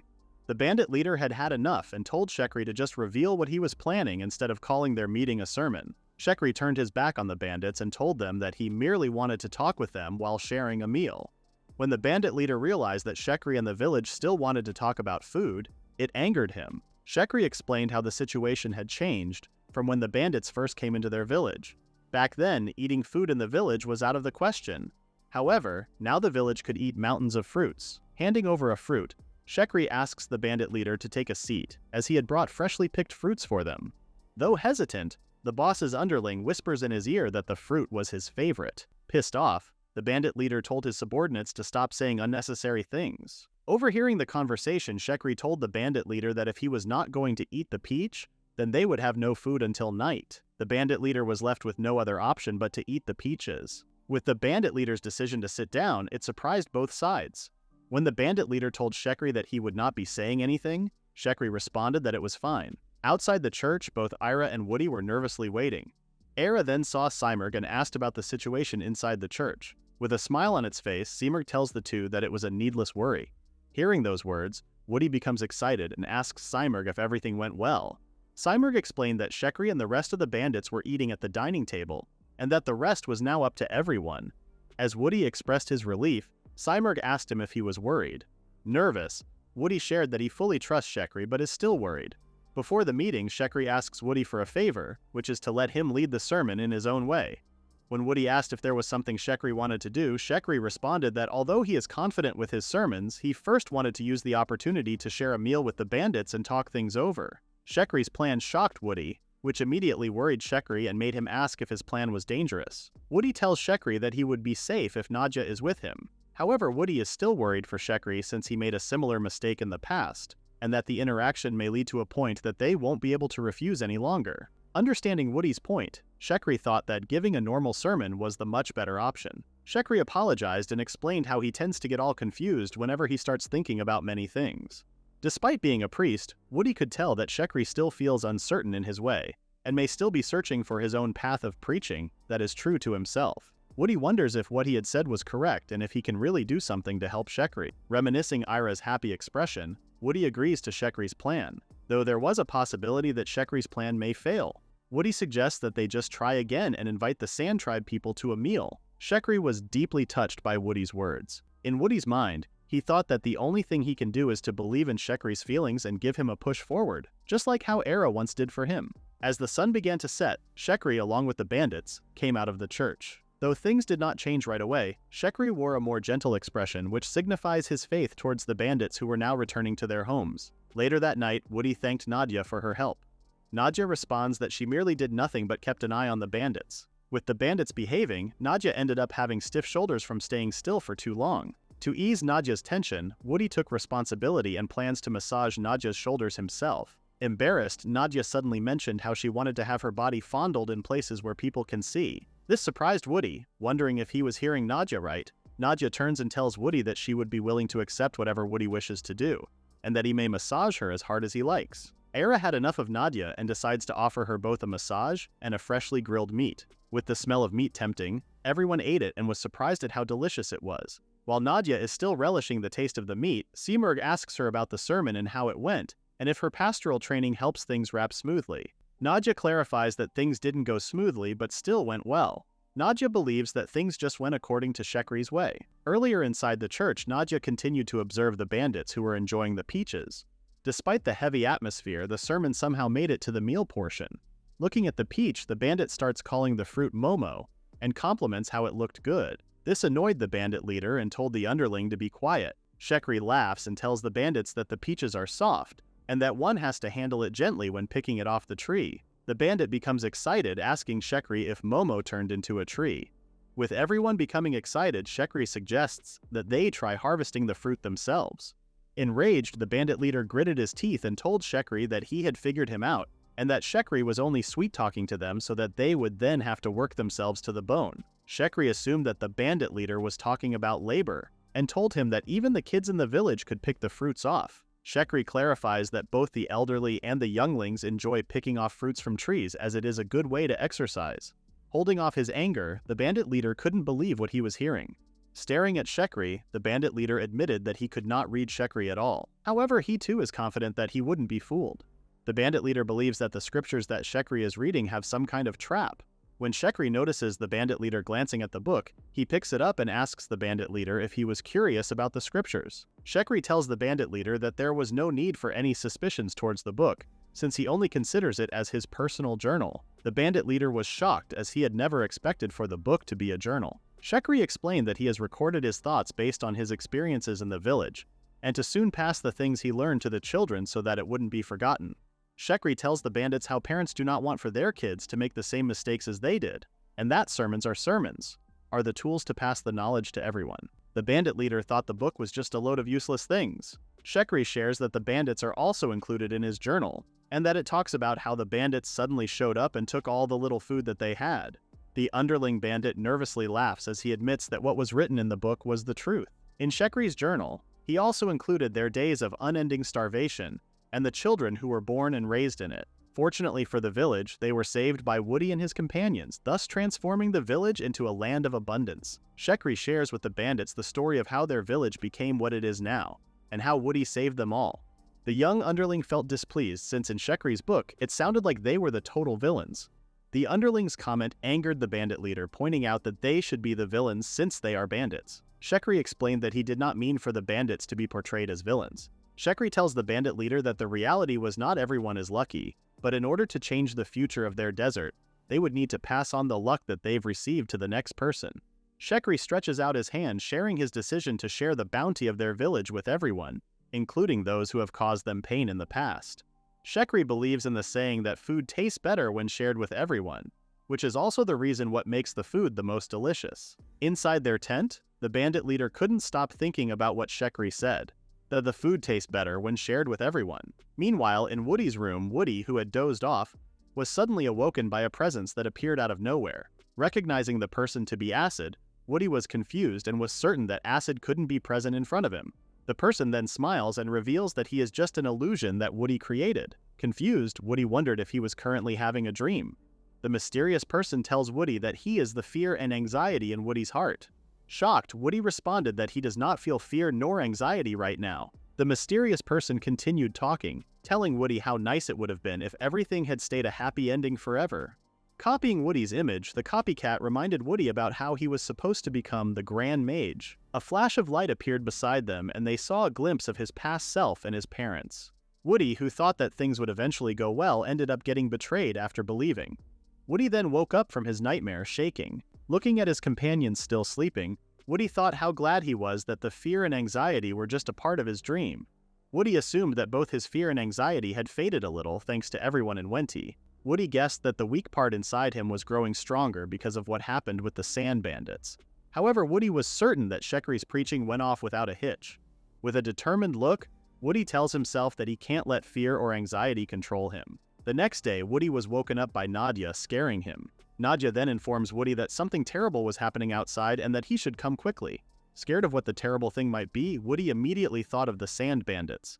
What crossed Woody's mind was that the sand bandits had successfully rebelled and had taken control of Wenti. When the panting Woody finally arrived, the bandit leader confronted him and ordered Woody to have them help with their harvest. Woody was confused at what was happening.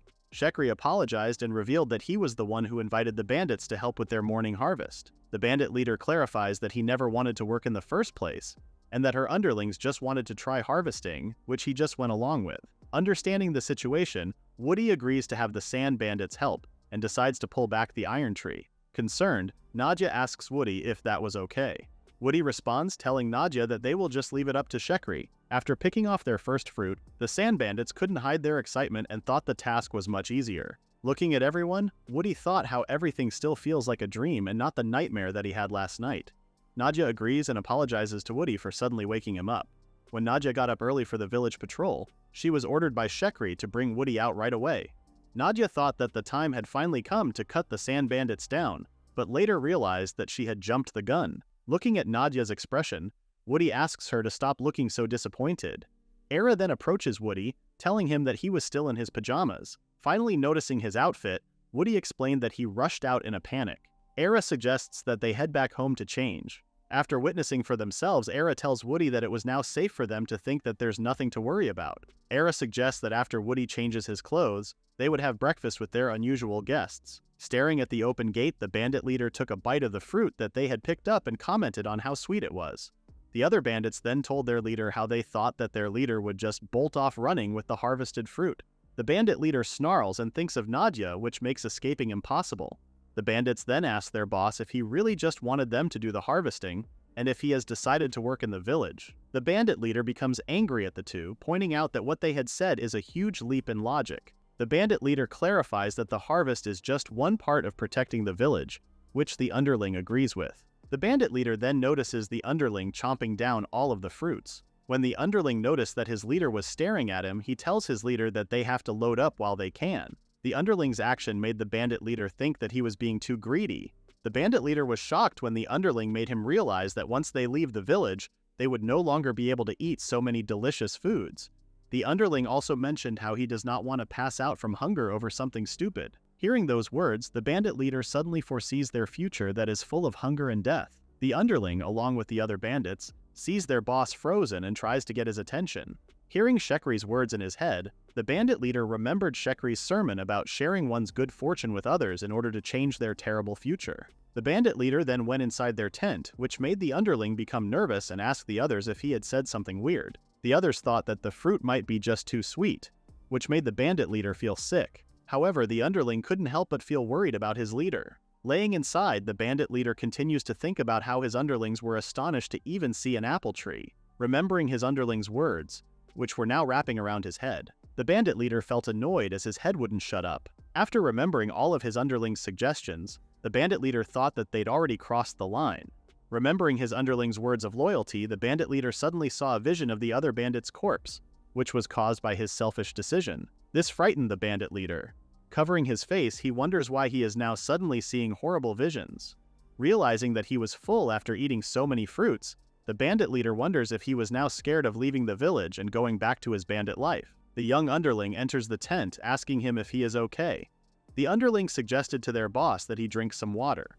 The underling points out that if they are indeed planning on running away, they need their boss in good shape. Hearing his underling mention how they've only become bandits because of him, the bandit leader remembers his past deeds, and what contributed to it was his thought that being a bandit is what they are. The bandit leader thought that if the day would come that they would die from starvation, he believes that it was because they reached the point that they have become weak. But it then lingered in the bandit leader's mind if he could really die with no regrets. After seeing his horrible visions, the bandit leader thought about how he does not want for it to happen to his underlings. Ira offers Nadia a tea, which Nadia immediately recognizes by the fragrance. Ira shared that she squeezed some peaches and made it into a peach tea. With more help coming from the sand bandits, Ira and the others were now able to harvest a lot more. With the bandit leader picking off the last fruit of the tree, he was surprised when the tree branches started rustling. What shocked the bandit leader more was that more fruits grew from the empty tree. Laughing, Shekri explained that new fruits grow every hour on the tree. If they don't keep picking the fruits, then they will keep piling up. Annoyed, the bandit leader took a bite of the fruit and was starting to get used to how sweet it is. Throwing the fruit to the underling, the bandit leader was starting to crave meat since they've only eaten fruits for a while. The underling laughs and tells the bandit leader that his complaint is quite luxurious. Hearing noises outside, the bandit leader asked the village chief about the commotion that was happening.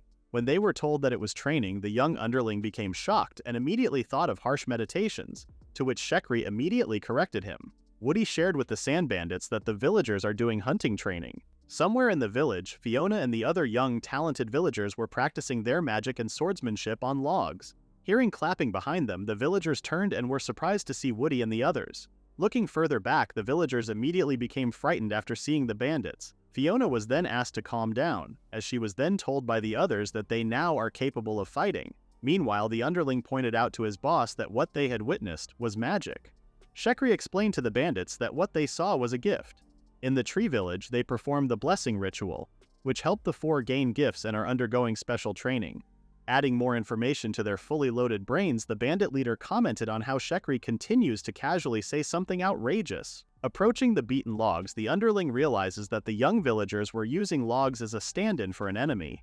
Nadia tells the underling that before one could hit a moving target, one must learn how to hit a stationary one first. Though the bandits understood the logic, they thought that the log wasn't taking much damage, which the other bandits also agreed with. Checking the log herself, Nadia immediately realized that the young villagers were hesitating in releasing their attacks, which resulted in a more shallow damaged log. Because of their hesitation, the four villagers are not able to show their true power and are simply grazing the surface instead of aiming for the vital points. The bandit leader then starts to tease and mock Fiona and the others, commenting on how they only amounted to so little despite having talents. When it comes to brute strength, the bandits claim that they are far more superior. Woody thought of an idea and handed a wooden sword to the bandit leader. Woody tells the bandit leader that he too should give it a try. Now receiving weapons, the bandits were beyond surprised. Nadia asks Woody if he was serious with his decision, to which Woody responds that he is. Woody mentions that what he handed over are just wooden swords, which pose no danger. What Woody wanted to see is the true strength of those who had survived the harsh environment of the desert. With the log in front of them, the bandit leader gave a signal which the others understood and attacked at the same time. With their synchronous attacks, the bandits were able to split the log into two. The young underling cheered, praising their boss for landing the final blow. Nadia then asked the underling if he plans on joining the action. The bandit leader interrupted them and told Nadia that the underling has his own role to play, to which the underling nervously responded that he is a lookout searching for prey. Picking up the broken log, Nadia praises the bandits for being able to hit Maruda's weak spot. Nadia also gave credit to the young villagers, as they made the log easy to crack after beating it multiple times. The young villagers were disappointed in themselves for not being able to locate the log's weak point. Others also realize that they would have to train much harder. Shekri praises the bandits and admits that he for one is a complete novice when it comes to actual combat. After seeing the bandits portray their combat skills, Shekri now understood how the bandits were able to survive in such a harsh desert. The bandit leader claimed that it was all because of his strength. However, Shekri corrects him and points out that it was because of their teamwork. The bandit became confused and asked Shekri about teamwork. Shekri explained what teamwork is, which the bandits performed perfectly. Shekri also shared his opinion towards the young villagers, pointing out that they still lack coordination. The young villagers, though disappointed, still accepted the reality. Seeing the young villagers bicker at each other and leave, the bandit leader asks when they would send the talented villagers out to hunt. Nadia responds that they would only let the young villagers out for a hunt when a smaller prey would appear, giving them some real combat experience. The bandit leader couldn't believe what he just heard. With the village heavily reliant on fruits, as it is also their main source of food, Woody voiced out how they too would love to get some monster meat for nutritional balance. Surprised, the bandit leader angrily told Woody that they can get the meat themselves. Woody shares with the bandit leader that both Nadia and Simurgh are the only ones doing the bare minimum of hunting for the village, which leads Woody to question himself if relying on them forever would be okay. Setting where they can protect themselves and take action on their initiative to obtain what was needed, Woody thought that they could fulfill those needs and would also give them confidence. Woody also hoped that the confidence they gain would lead to a richer, fuller heart. The bandits were left speechless after listening to Woody. Staring at the vast land of trees, Woody thought that compared to his past self, who received so many things from his father, he prefers who he is now, walking a path that he cultivated himself. Woody thought of wanting to tell his father that he has always been happy. The bandit leader approached Shekri and realized that what he had said was already being worked on by the villagers. With the fruits getting sweeter because there was nothing else to eat aside from them, the bandit leader changed his mind, as his cravings for meat made him want to hunt. Both Nadia and Ira whispered to each other, asking if they were imagining things. Overhearing them, the bandit leader got pissed and tried to explain himself. However, before the bandit leader could explain himself, the other bandits then voiced out their support, since they too wanted to eat meat. They then pointed out that hunting suited them better than harvesting. With their stomachs full after eating so much food, the bandits were now at full energy and were very eager to hunt. However, the underling wasn't that excited as he tried to explain that finding the right kind of beast was the hardest part in hunting. Nadia then tells the bandits that they should first consider their current position, but when Woody mentioned that it was fine, this surprised Nadia. Concerned, Nadia points out that if they give the bandits too much freedom, then they would just run off. However, both Shekri and Woody voiced out their thoughts and told Nadia that they are fine with it. Shekri had no plans in locking the bandits up forever. As long as the bandits would not cause trouble for the village, then they would not stop them. However, Shekri still would feel a little disappointed if the bandits would decide to run away. Shekri once again reminded the bandits that all he wanted was to share the harvest with everyone, to which Woody also voiced his support. Woody then told the bandits that he was currently holding onto their weapons and would just return them when it was time to hunt. The bandits immediately showed a glowing smile, realizing that their beloved weapons were not destroyed. Knowing how precious the weapons are to the bandits, Woody couldn't bring himself to destroy them. The bandit leader had enough of just listening and told Woody and the others that they are all complete idiots, after letting them eat and giving them beds, and now given the freedom to hunt and having their weapons returned. The bandit leader could only think how ridiculous those decisions were. Wanting to know the real reason behind those decisions, the bandit leader pointed out that not one person in the village even knew their names. The bandit leader then told everyone to listen, as he did not plan to repeat himself. The bandit leader first introduced himself as Caden, next was Baya and Zaya, lastly was the underling Gona. Caden tells Woody that they too have proper names and admits that they can't stay as bandits forever, as he could not see the benefit of living such a life. Shekri called everyone in the church and shared that he would soon begin cultivating using his tree planting skill. Gratefully partaking in the event of eating meat, Shekri, along with everyone, thanked their lords for the abundance that they received. After thanking the wooden statues of both Woody and Simurgh, everyone in the village started eating. Outside the church, Woody felt uncomfortable and asked Nadia if it was fine leaving the wind tree religion as is. Nadia laughs and just tells Woody that the religion itself was very unique and interesting. Ira voiced out his thoughts and believes that the gratitude towards Woody and Simurgh was wonderfully conveyed.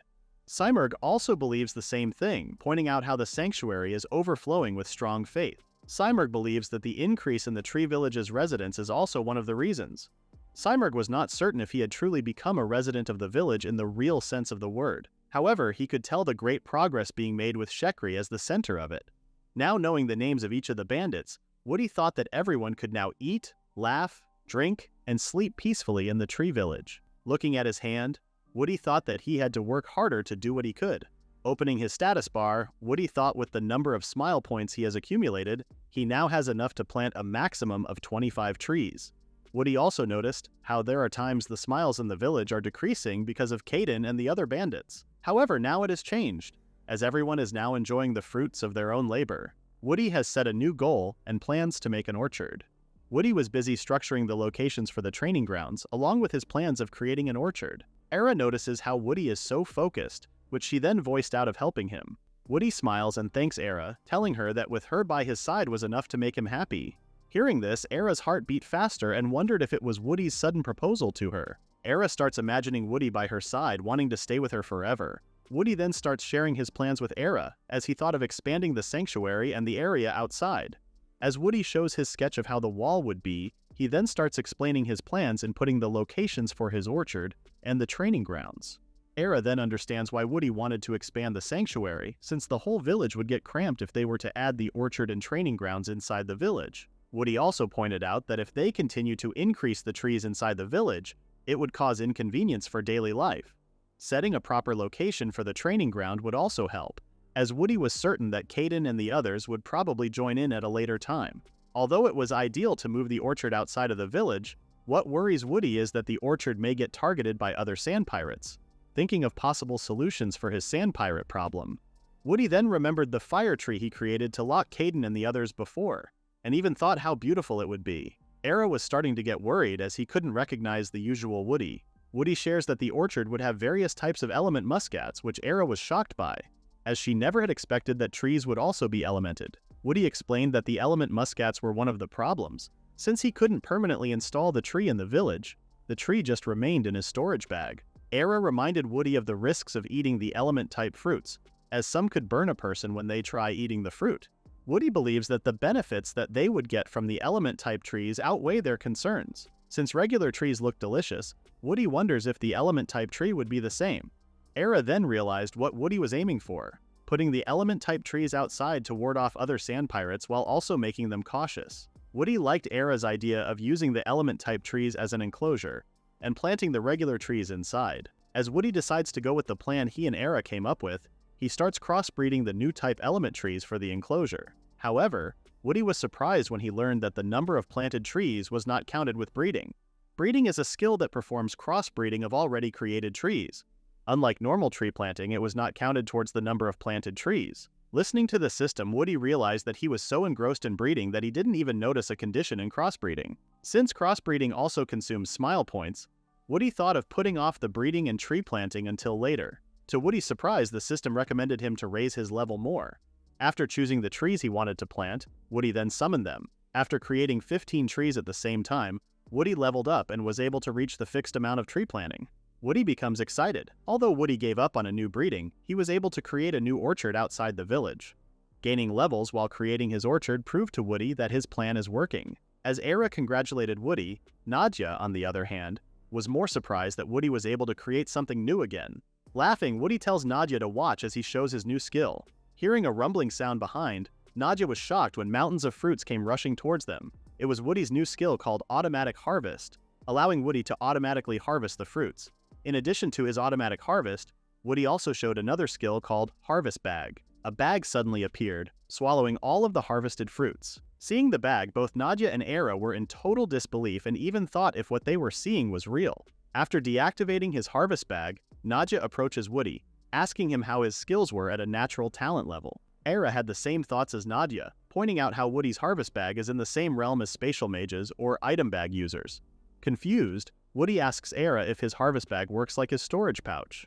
Sighing, Era explains that the pouch was crafted using ancient techniques that are now long lost, and is now considered a magical artifact. Era reminds Woody that his pouch is a long lost magic tool.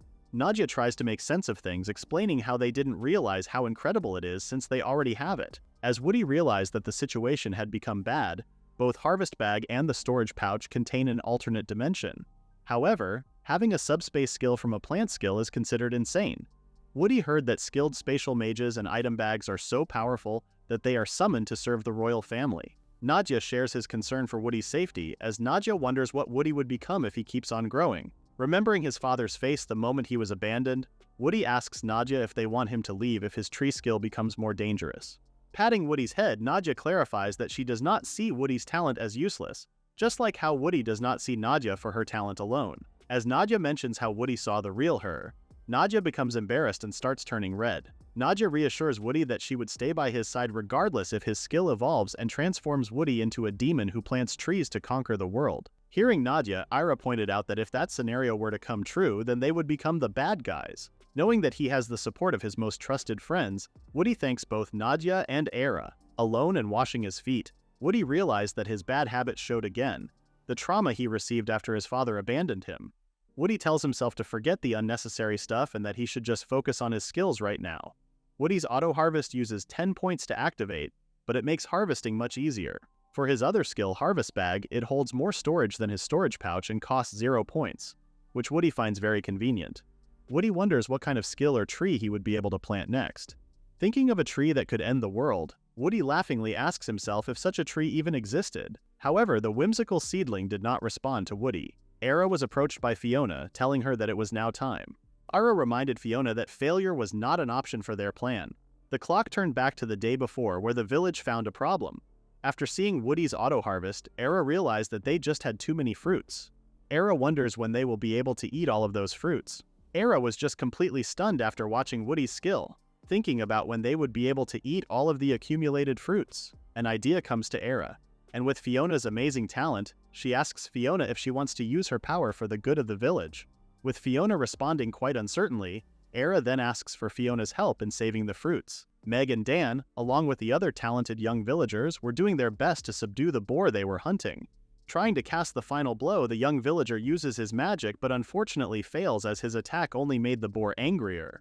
Both Meg and Dan tried to follow up on the attack, but their kick and sword didn't do any serious harm, which also led the boar to run away. Meg tries to catch up to the boar, but Caden decides to join in the hunt and takes care of the boar. With the boar finally dead, Caden asks the three if they are fine. Dan responded but felt hesitant in talking to Caden.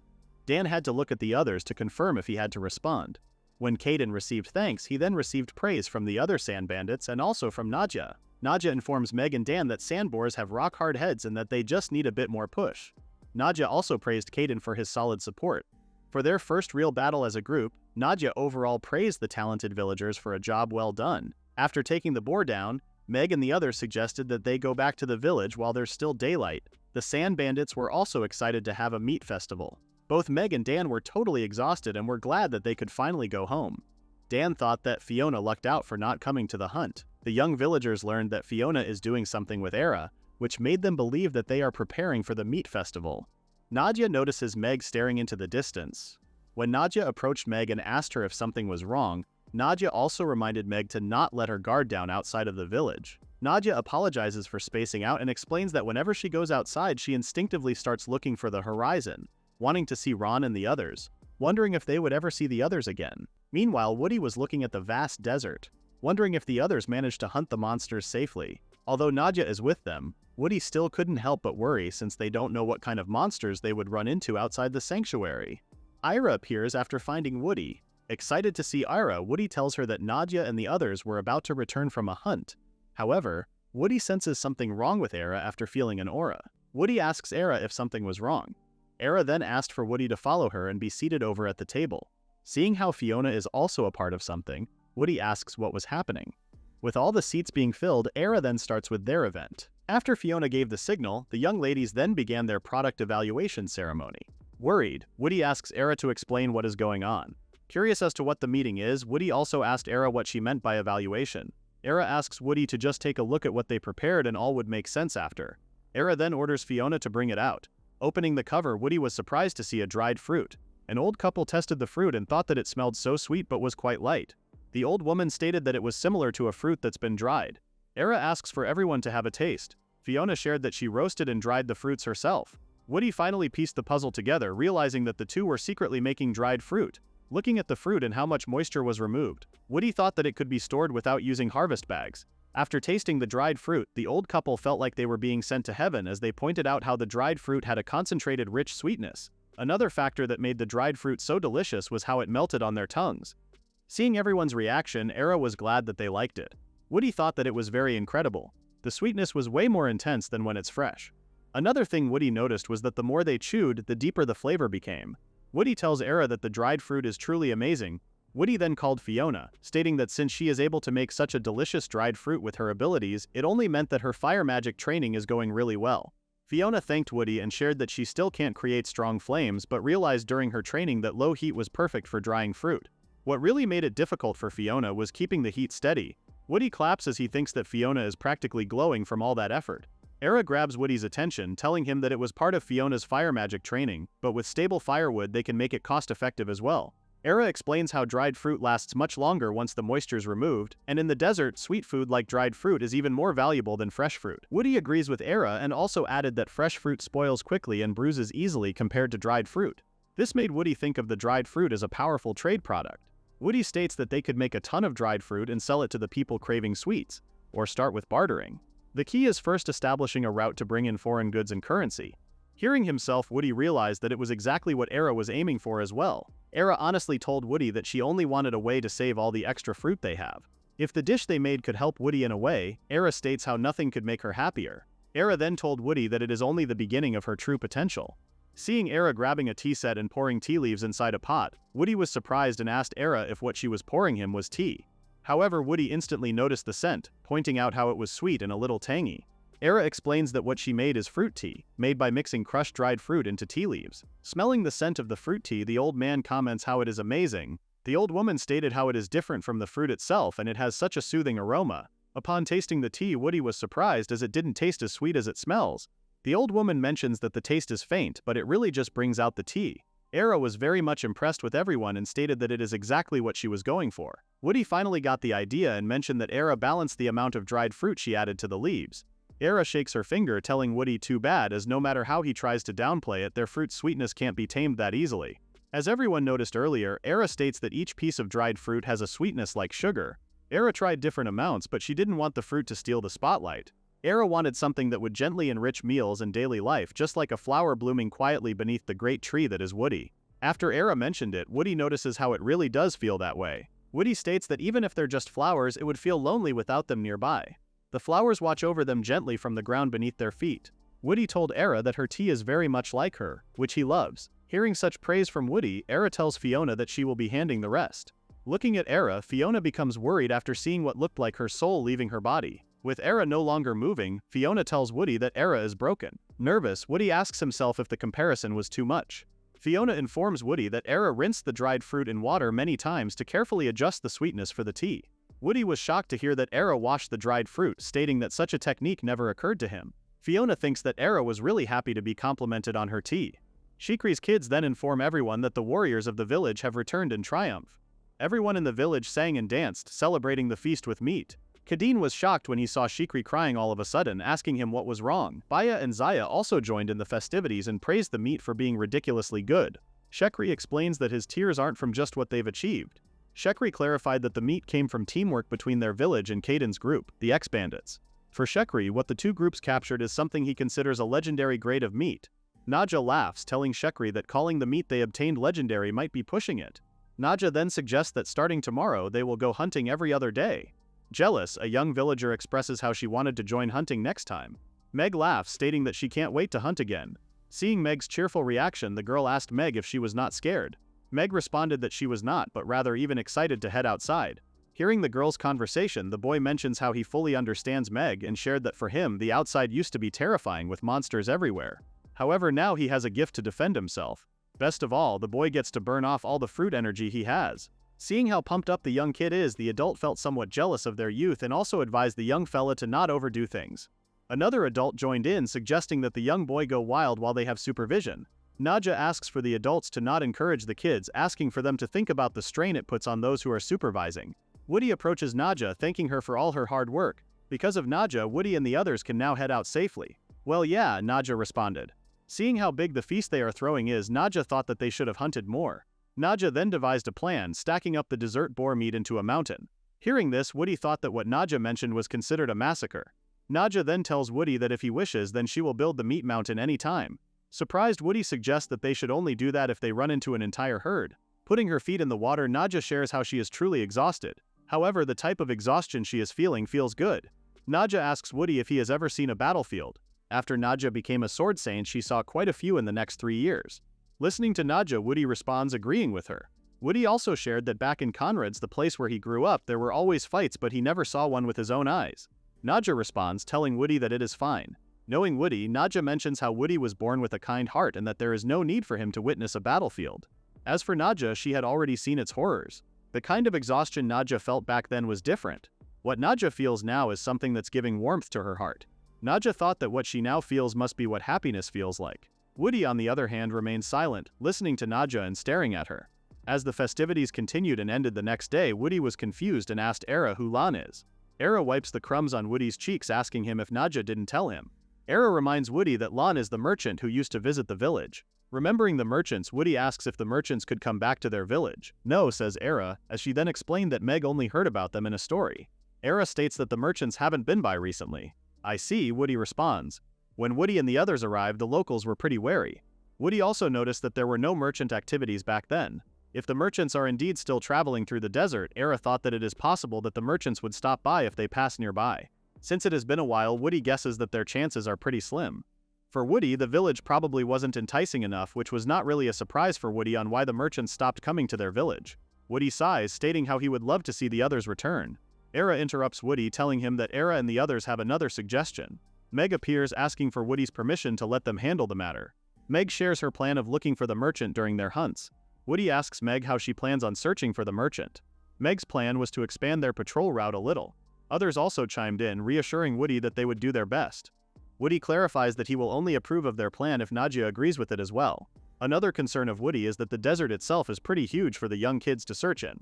Gona suddenly spoke up and mentioned that he would use his sense of smell to help with the search. Confused, Woody asked Gona if he really plans on using his nose. Gona admits that when it comes to fighting, he is not great. However, he is very much confident with his sense of smell. Gona even boasted that he sniffed out the village before, and reassured everyone that he will sniff out the merchant Lan. Really? Woody asks. Gona responds, telling Woody that it is all true, and to prove that he is telling the truth, he also revealed that he was the one who first found yesterday's desert boar. Hearing this, Woody was very much impressed. Finding someone isn't as hard as fighting for Gona, and promises Woody that he would do his best with the search. Hearing such good news, Woody is very much relieved. Brimming with hope and excitement, Meg extends her hand out and announces that they've made the final decision to look for the merchant together. In the vast scorching desert, the merchant Lan was roaming around it, stating it was still as hot as always. Calling her camel Chappie, she asked for it to not push itself too hard. Alongside Lan was the adventurer Val, telling her that what she told Chappie also applies to her and that if Val ever gets tired, then she would have Chappie carry her. Laughing, Val asked Lan what she was saying, clarifying to her that they are her guards. The adventurer Tet reassured Lan that as members of Silverwings they can handle even the blazing desert. The adventurer Garda agreed with his two colleagues and hoped as well that Lan would one day make them her permanent guards, protecting her from bandits. Val was surprised with what Garda said and told him that before he becomes a permanent guard he should at least drop his country accent. Val proved his point by sharing a story where someone said that they couldn't understand Garda. Offended, Garda told Val that what he shared was harsh. Aside from Garda's accent, what Lan didn't like the most and wished is that Garda would stop calling her Nizon. Val told Lan that she had drilled that into all of them back when she was still an adventurer and it eventually got stuck. Lan clarified that she has never bullied them. Garda asked Lan, verifying if she was an A-rank adventurer back in her days. Hearing that, Tet thought that Lan was very amazing, comparing themselves who are still stuck at C-rank. Tet thought that Lan quitting at her level seems like such a waste. For Lan, rank doesn't mean anything good. As someone who held a high rank, Lan stated that they would often get called to every lord's land, used however they want, then get dumped once they're done. Lan sees no justice or goodwill in endless fighting, just exhaustion and suffering. Compared to that time, Lan said that she is now free. Though Lan barely makes any profit, she now has control as to where she wants to go, and meet all kinds of people and things. Now that Lan is no longer an adventurer, for her as a merchant it feels like every day is an adventure. Listening to Lan's speech, Tet couldn't help but be inspired and mesmerized by Lan even more, stating how it sounded very cool. After hearing Lan's speech, Val felt like quitting already. Lan warned the two to not act so stupidly. Lan pointed out to the three that they still needed a lot more experience and that even the desert counted as one. Out in the desert, Lan stated that there are plenty of people who need help. Lan sees those people as her main motivation and told her comrades that they must keep moving forward. Yes ma'am, said the adventurers. Meanwhile, somewhere in the desert, the search party was starting to get exhausted due to the extreme heat. Kadeen eventually fell onto his knees, admitting defeat as he felt like he was about to die. However, it was not the case for some. Neja encouraged Kadeen to keep on going, reminding him that they had just taken a break a moment ago. Seeing how pitiful Kadeen looked, Meg started teasing his stamina. One of the twins offered to carry Caden on his back. However, this only angered Caden even more, not wanting to embarrass himself. Caden's rage shifted towards Gona, ordering him to hasten up and tracking down the merchant. Shocked, Gona responded that it is easier said than done and mentioned that he still can't pick up any trace as of the moment. Looking at how Gona used his nose to sniff, the young kids confirmed that their task wouldn't be easy. Dan suggested to Naja to just call it a day, pointing out how Caden looked very exhausted and that they still had to hunt on their way back. However, Naja refused to do so, and told Dan that it wouldn't count as training. Naja then mentioned that leveling up always works hand in hand with death. Caden was shocked and told Naja that it was easy for her to say, pointing it out to Naja that they are merely normal people and that normal people die. Naja ended up ignoring Caden while he continued to rant. The boy then approached Gona, asking him to stop and to not overdo it. He then told Gona that the merchant isn't nearby. However, Gona felt bad and didn't want to leave things as they are after coming so far already. Wanting to search a little farther, Gona decided to go on ahead and scout. Gona then told the boy that he will go look around a bit more. Gona's action surprised the kids, telling him that it is dangerous to go off alone. Worried for Gona's safety, both Naja and Kadeen also followed him, asking for him to wait. When Gona finally got caught, he used the remaining strength he had to sniff the surrounding area. After opening his eyes, Gona finally tracked down the merchant, Lan. Meanwhile, Lan's group noticed a silhouette from afar and assumed that those were bandits, which they then armed themselves up with. Lan, who was also convinced that they are about to face bandits, told the three adventurers that they should take down the threat. Lan, who is already convinced that they are about to face a group of bandits, draws her sword and is very much eager in crushing them. The adventurers were shocked, not expecting how fast Lan would move. The kids called Gona out, asking him if the silhouette ahead of them is a person. Dan was more surprised that Gona really found someone through the use of his nose. Embarrassed, Gona told everyone that his nose didn't really help out that much. Noticing something, Kadin pointed at it and asked everyone to look at the location where he was pointing. Kadin then mentioned that something was coming straight at them. Seeing Lan's murderous look, Kadin immediately stepped forward, pushing Gona and telling him to get out of the way. Kadin froze as he could not react immediately. With Lan's insane speed, she was able to subdue Kadin by pointing her sword at his neck. Both parties stopped and observed each other. Trembling from fear, Kadin was confused as to why Lan suddenly stopped. Kadin is very much more curious as to who the woman in front of him is. Lan turned to Naja, asking her why she didn't draw her sword. Naja responded, "Who knows? Why do you think so?"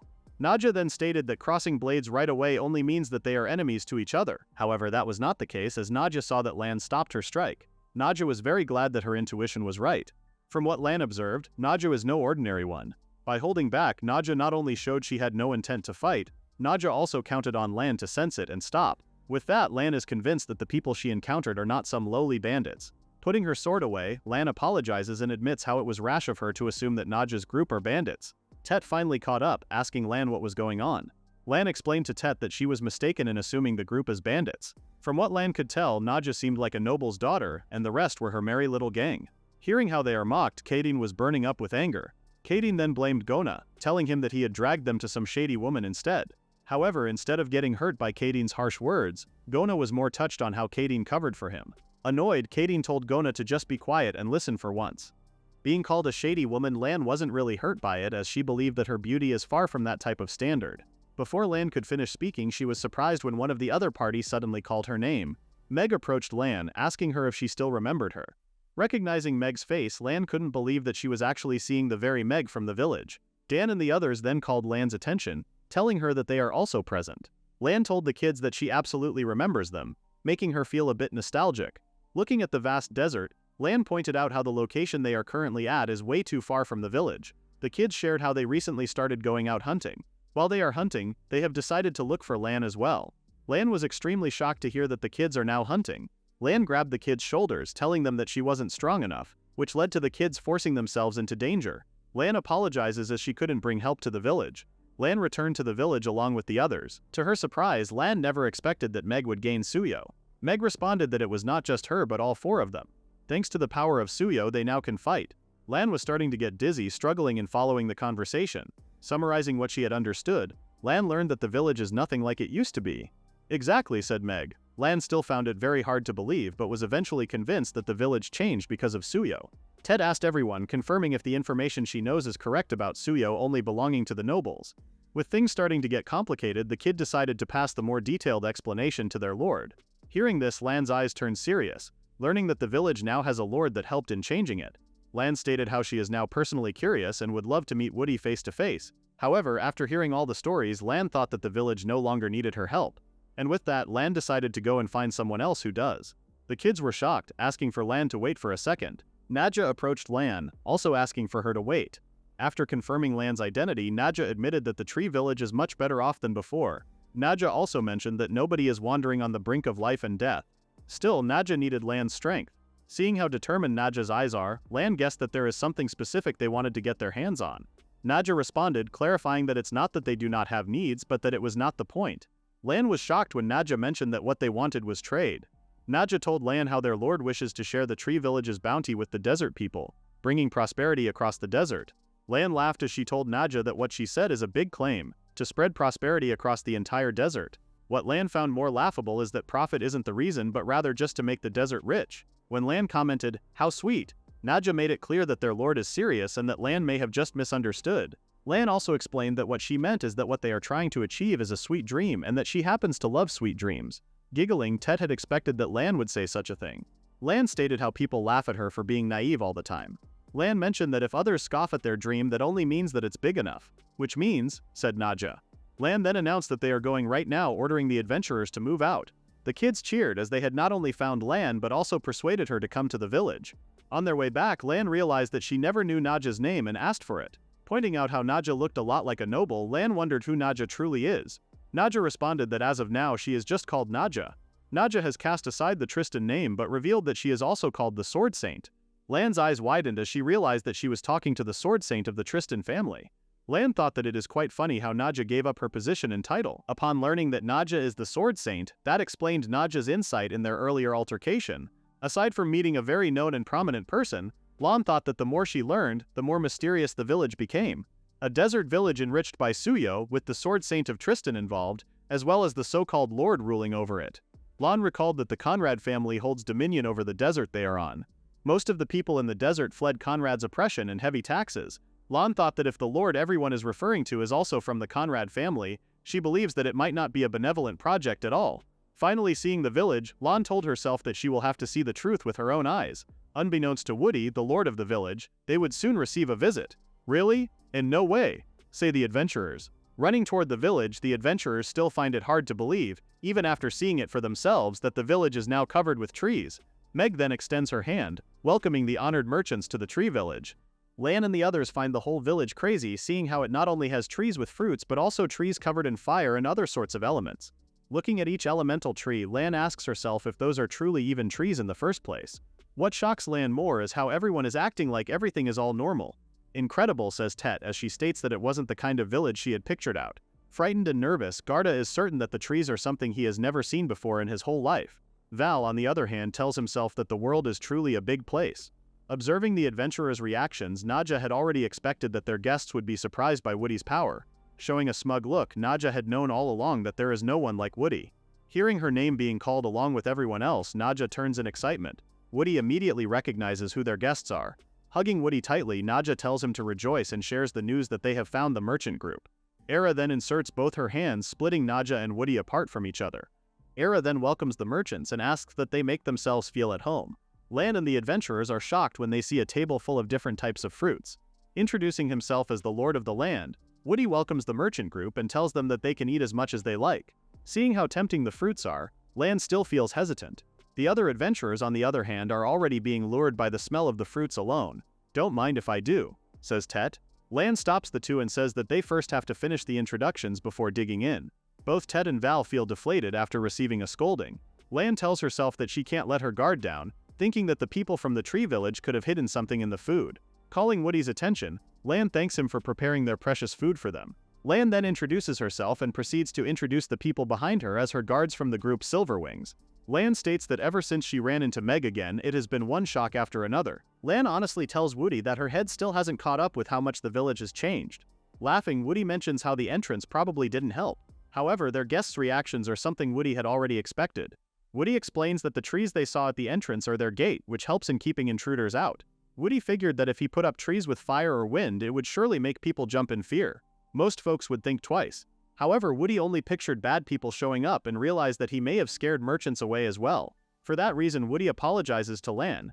Seeing Woody bowing his head repeatedly, Era finds Woody's regretful actions really cute. As for the trees used to ward off intruders, Lan comments on how efficient they are for driving off sand bandits. However, Lan still doubts and asks Woody if what they saw earlier were really trees. Lan has never heard of trees shrouded in fire or water before. Nadja explains that those trees are called element trees, special trees that Woody made with his suyo. Basically magic trees, says Era. Both Lan and Val are shocked, asking if Woody can truly do that, and also realizing that suyo truly runs deep. Picking up a fruit, Lan asks if the fruits in front of them are thanks to suyo. Era reassures them that the fruits are truly incredible. Nadja even suggests that they bite right through the skin, as she believes that it is the best way of eating it. Tet then whispers to Lan that she need not be wary, as she will test the food for her first. Hold on, Tet, says Lan. After swallowing the fruit, Tet's face shows a pained expression which frightens Lan. However, to Lan's surprise, Tet's expression changes as she now looks like someone who is extremely satisfied. This shocks Lan, calling out Tet's name. With Tet already passed out, Lan keeps calling her name, asking her to stay awake. Nervous after seeing what happened to Tet, both Garda and Val still take a bite of the fruit. Seeing their actions, Lan becomes angry and asks the two why they still ate it. Both Val and Garda also show a pained expression before passing out, lying on the floor. Confused, Lan wonders what is going on. Seeing how Tet is barely moving, Lan is shocked and asks Tet if she is trying to tell them something. However, Tet remains unconscious, muttering words that can't be understood. Huh, says Lan. Meanwhile, both Val and Garda now look very drunk, stating that it feels like it was the first time they tasted fruit as a kid. Surprised, Lan thinks that this is not how things should have gone. Lan becomes frightened seeing how the adventurers' guards went down in an instant. Lan immediately assumes that it was a cursed fruit and convinces herself that Woody and the others have laced the fruit with something. Calling Lan's attention, Woody asks her if she wants to have one as well. Eek, Lan mutters as she becomes frightened by the sight of the fruit alone. Holding Lan's shoulders, Nadja tells Lan to be careful. Lan is shocked at how strong Nadja is after noticing that she can no longer move. Era then picks up a piece and tells Lan to open wide. Forced to taste the fruit, Lan is overwhelmed with fear. However, the moment she eats the fruit, she immediately realizes that it is truly delicious and that it made her hallucinate. Lan's camel is surprised after witnessing how its master and her guards are now unconscious. Feeling its behind being poked, the camel becomes alarmed. Turning around, the camel is greeted by Shekri's kids, offering it fruits as well. Enticed, the camel immediately takes a bite. Lan and her group pass out through the whole night. When morning comes, Lan finally wakes up and is shocked to see that the sun is now up. Opening the window, Lan calls for Woody, asking him if he had put something inside the fruits. Surprised, Woody responds that he did no such thing. Seeing Woody's innocent expression confuses Lan. From what Lan can tell from Woody's expression is that Woody genuinely looks worried that the fruit didn't suit their taste. The rest of Lan's group finally wake up and even feel refreshed, which amazes them. Garda also agrees as he mentions that the fruit was so good that he felt completely satisfied. Val also comments on how the fruit really hit the spot on his tired body. Seeing the adventurer's reactions confuses Lan. Woody asks Lan if the fruit yesterday was not to her liking. Lan responds that the fruit was very delicious. Lan then becomes honest with Woody, revealing how she was suspicious of him. Lan then mentions the state of the village and the fruit's flavor, which were all hard to believe. Lan reveals that she was once an adventurer and is now a merchant. After traveling to all sorts of places, Lan has met all kinds of people and wares. Some were nasty and some were downright evil. Most of those wore the names of noble houses. Lan then points out that the desert belonged to House Conrad, which was the reason why Lan kept her guard up about his intentions. Worried about what Lan may think of him, Woody admits that he indeed has Conrad blood running through his veins, but reassures Lan that he is different. Lan cuts him off and tells Woody that she has already seen enough. Neither Woody nor the fruit are hiding anything. Staring at the sky, Lan tells herself that she should have known from Meg's smile. However, her heart was clogged with fear and doubt toward nobles. What confuses Lan now is that everything feels so clear. The moment the fruit filled her up, Lan compares the feeling to something that fell away from her chest, as she now feels very light. Lan tells Woody that if they carry the tree village's fruit across the desert, they can lift people's hearts. Extending her hand, Lan promises Woody that she will become his ally. While Lan cleans herself up, Kadeen and the others notice this and are immediately mesmerized by her beauty while hiding behind a tree. Realizing that Kadeen was peeping at Lan, Tet becomes enraged, lands a hit on Kadeen's head and says, "Desire, eradicate." With Kadeen no longer conscious, Tet states that she will protect Lan's dignity. Inside Tet's head, she is very happy, as she feels that she is now acting like a bodyguard for Lan. "Honestly, you lot," says Shekri, telling Kadeen and his men that it looks like they still need his sermons. Afraid of Shekri, Kadeen promises that they won't ever do it again. Shekri reminds the former bandits that one stray urge can ruin them and that they could have blown a hard-won deal. Shekri then points to Woody, telling the others that Woody is showing exemplary behavior. Covering his eyes with an apple slice, Woody states that the negotiation will continue until the merchants depart. With Woody's behavior, Shekri is certain that the deal is a guaranteed win. Shekri states that Woody will continue to meditate like that until Lan and the others finish bathing. Frightened, Caden mentions that what Woody is doing is quite terrifying. Era tells everyone that Woody is dead serious. Agreeing with Era, Nadja makes it clear to everyone that the deal they are about to make might change the desert's future. Gona feels like it is a bummer, mentioning how the only deals they could close were for dried fruit and water. Shocked, Caden asks why not all the fruit. Caden then whispers that Lan might not have an eye for value. Hearing this, Tet prepares herself to attack Caden from behind. As for their water, Caden looks at Era, who sees Caden looking at her and tells him that she is not a water source. Stepping out of the water, Lan tells everyone that water magic is rare, but the spring they have in the village is already a valuable resource. In the desert, the spring would be in high demand. Lan also mentions that the dried fruit is perfect for trade as well. Aside from the quality, dried fruits also have a long shelf life and are easy to carry, which matters in trading. Alright then, says Lan as she calls on Woody and tells him that they will now have to leave the village, as much as it pains her to do so. Lan then thanks Woody for the good trade. Lan mentions that there are newer refugee settlements not far from the village. Lan decides to go around them next and deliver what Woody has entrusted to everyone. Once that is done, Lan asks that they meet again. The two parties leave, waving goodbyes to each other. Seeing their new allies leave, Woody mentions how it feels strange. For Woody, it feels to him like watching the fruit they raised leave the nest. Nadja is both shocked and alarmed, as she visualizes the fruits having both hands and legs. Shekri asks Woody if they are really okay with it. Confused, Woody responds, "Yeah?" Shekri mentions that although the deal closed, the deal they made was pretty much almost profitless. Avoiding eye contact, Woody responds, "Ugh, yeah." Shekri states that no one in the village objects to Woody's decision, but he still wonders if the deal they made was really okay. Both Era and Nadja come to Woody's defense, stating that since it was their first deal, they had an intro discount. Shekri then states that even their wind tree scripture preaches sharing bounty. However, business is totally different, pointing out how earning proper profit also stabilizes prices. Listening to Shekri, Woody realizes that he may have gotten talked into selling too cheaply. Shocked, Shekri feels bad for Woody. Woody explains that he thought it through as best as he could. As for the market prices or other villages' status, Woody mentions that only Lan is his source.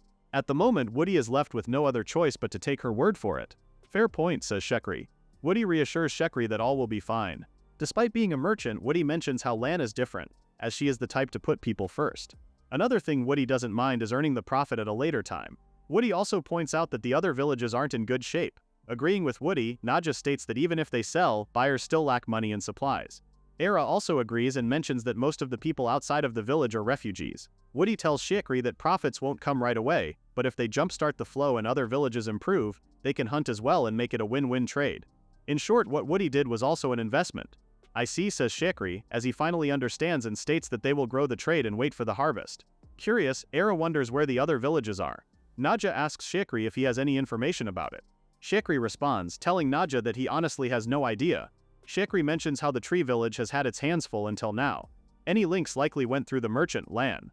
From what Lan mentioned, the villages are relatively new, which means that more refugees must have settled and built them out there. Hearing this, Woody can't help but show a worried look. Seeing Woody's expression, Era also feels worried for Woody and calls his name. A few days after Lan's departure, Caden asks Gona if he thinks he can catch a merchant's scent soon. Shocked, Gona responds that he does not smell anything new yet. Gona then reveals to his boss that he has never once found a merchant by scent. Shocked, the news enrages Caden, who asks Gona if the good nose he keeps boasting about was a lie. Scared, Gona tells Caden that it wasn't a lie, but that he was actually told by Lan that what Gona had was an adventurer's trick. Gona mentions a similar example, like covering oneself in sand or using natural scents to hide one's smell. Caden understands what Gona is trying to say and states that they have no other option but to wait for them to show up. Oozing with a menacing aura, Woody, who was hiding behind a tree, tells Caden that waiting isn't their only option. Both Caden and Gona are shocked and tell Woody not to pop out of nowhere, as it truly scared them. Seeing how Woody is near a fire, Caden asks Woody if he isn't boiling in the heat. Woody responds and tells Caden that he is unaffected and that there's no need for them to worry. Gona wonders and asks Woody why he is in the element tree grove. Woody reveals the truth and tells the two that he was in the back creating a new element fruit. Woody believes that if they increase rare fruit varieties, unlike normal ones, it could change trade and daily life. Woody also mentions that they can't know what traits they'll have until they make them, which is why Woody has been testing out of sight like this. Ah, so that's what it was, says Gona, as he assumes that Woody is up to something sketchy. Woody laughs and tells Gona that there's no way his tree planting could turn shady. While Woody enjoys the conversation, Caden notices a cracking sound and sees that the fruit on the ground is about to explode. When the fruit finally explodes, it surprises Gona. Unfortunately for Kadin, he is hit with something. Seeing his boss on the ground, Gona calls out for him. Witnessing the incident, Woody turns to the trees, asking what exactly happened. Picking up the remnant that hit Kadin's face, Woody determines that it was a remnant from a chestnut that exploded.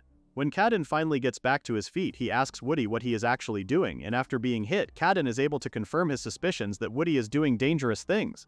Woody responds, trying to explain himself. Seeing how the two stare at him, Woody feels kind of hurt. Like always, Woody crossbred a chestnut tree with a fire tree and controlled it. The result has only ever made roasted chestnuts before, but after Woody left them while they were still burning, he didn't expect the chestnut to explode after some time. After hearing the explosion, Nadja immediately goes to Woody, asking him if he is okay. Hearing a huge bang, both Nadja and Era glare at Kadin. Nervous, Kadin explains that he didn't do anything. Woody apologizes for the noise he made and explains that he made a new fire Marin by crossbreeding, and that the noise they heard earlier was the chestnut bursting. Nadja is shocked after hearing that the chestnuts were bursting. Era then mentions that if they had eaten such fruit, she wonders what would have happened to their stomachs. Listening to what Era says, Woody also imagines it and thinks about how terrifying it would be, and states that what he made is something no longer considered food. Nadja states that if the fruit isn't edible, then the bursting chestnuts count as a failure. Woody responds, agreeing with Nadja and guessing that not every cross works out. While Woody is explaining how dangerous an exploding chestnut is, Era, on the other hand, pokes one chestnut out of the tree and hits it, sending it flying away.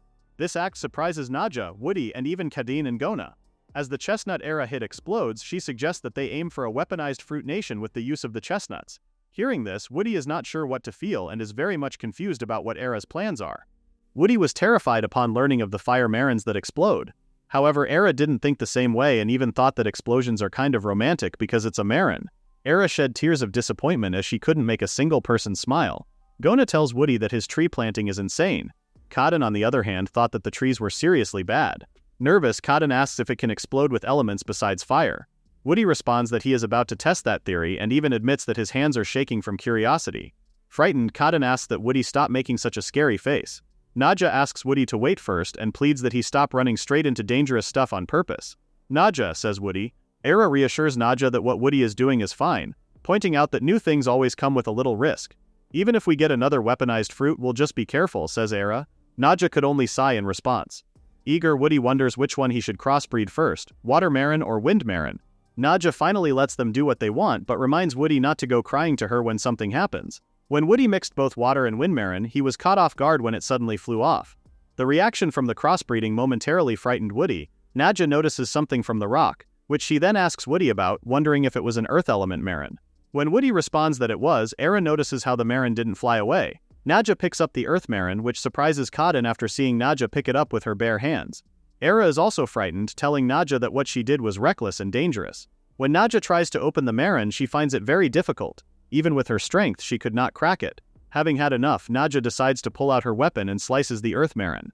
Woody is shocked when he sees the earth Marin crack. The moment the earth Marin falls, Nadja instantly notices how it turns back into soil. Both Woody and Era find the result very interesting. Well then, a new legend is born, says Era. Looking at the two, Nadja asks them what persona they are embodying. Simurgh approaches Woody as he notices that they are doing something entertaining. Simurgh then shows the elemental Marin that flew away and states that it flew right at him, which startled him. Woody immediately recognizes it as the elemental Marin that flew off. Woody apologizes to Simurgh as he explains what they were trying to do. Upon learning that the fruit was a wind element, Marin, Simurgh mentions that it feels like a slightly aggressive breeze but that he also likes the taste. Era also shares that eating the water Marin made her cry uncontrollably. Era is surprised when Nadja tells her how lucky she was that it didn't start blasting water out of her butt. Kadin pointed out how the fruits are just giving them effects of the same element, something that they have no use for. Woody mutters in response. Gona repeatedly tells Kadin about the element air. Woody gives up and admits that he can't think of a use for the elemental Marins right away. Era states that it is different from exploding and guesses that not every combo would turn out useful. However, Era shares the upside, which is that there are still more fruits that they can test out. Era suggests that they continue testing element tree crossbreeds. Yeah, let's do it, Woody responds. While Kadin and Gona wonder if their experiment is really okay, Nadja, on the other hand, asks that they make it quick and not make a fruit that blows up the whole tree village. For their next crossbreed, Era suggests that they try apples. Woody stops Era, as he read in his skills that crossbreeding doesn't increase the planted tree count, which means that Woody has to plant normal trees as well and keep leveling up. Hearing this, Simurgh proposes to Woody that he increases wind muscat, as well as increasing the grape trees. Woody agrees and decides to work on the grapes for the day. Almost forgetting something, Woody mentions that he hasn't planted a tree from his list yet. Using his ability, Woody plants a mulberry tree. Nadja is in awe as she has never seen a mulberry tree before. Woody also admits that it is his first time seeing a mulberry tree. Woody couldn't picture the tree or the fruit, and so he decides to keep putting it off. If it is the same as the others, Woody thinks that he may be able to harvest the mulberry tree after an hour. However, what worries Woody is that he has no clue what mulberries look like. Era reminds Woody that the mulberry tree is quite similar to raspberries. Hearing the word mulberry, the first thing that comes to Nadja's mind is jam, a delicacy that is nutritious and good for the skin, and also what their head maid used to serve. Nadja remembers that the jam's color and taste were like blueberries but less tart and much sweeter. Imagining what Nadja described makes Woody salivate and feel very eager to try it out for himself. Era then tells Woody that she has served the same thing to him before. Woody apologizes and explains that back when he lived at home he didn't think about food the way he does now. Woody only thought that whatever Era brings him tastes good. Hearing such praise, Era instantly acts like someone who is deeply in love. Era just lost it, says Nadja. Regaining her senses, Era calls Woody's name. Caught off guard, Woody responds, yes. Era then mentions that with Woody's mulberries, she will make him mulberry jam and offer it to him. Era is so excited that she just couldn't wait to start making jam. Woody laughs and tells Era that the mulberries will be ready any day now.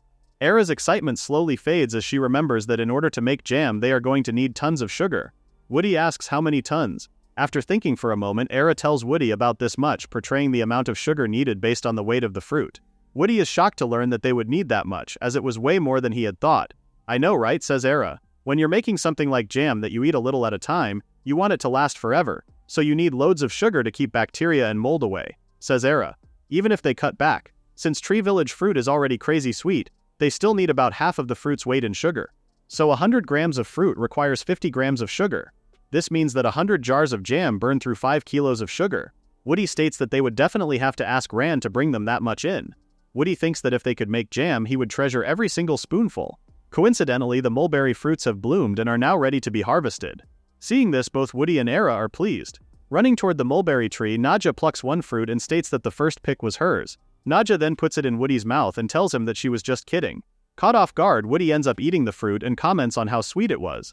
Woody tells Nadja how incredible the fruit was, as it was way sweeter and more intense than he expected. Covering her mouth, Nadja thinks that Woody's smile was sweeter than any of it.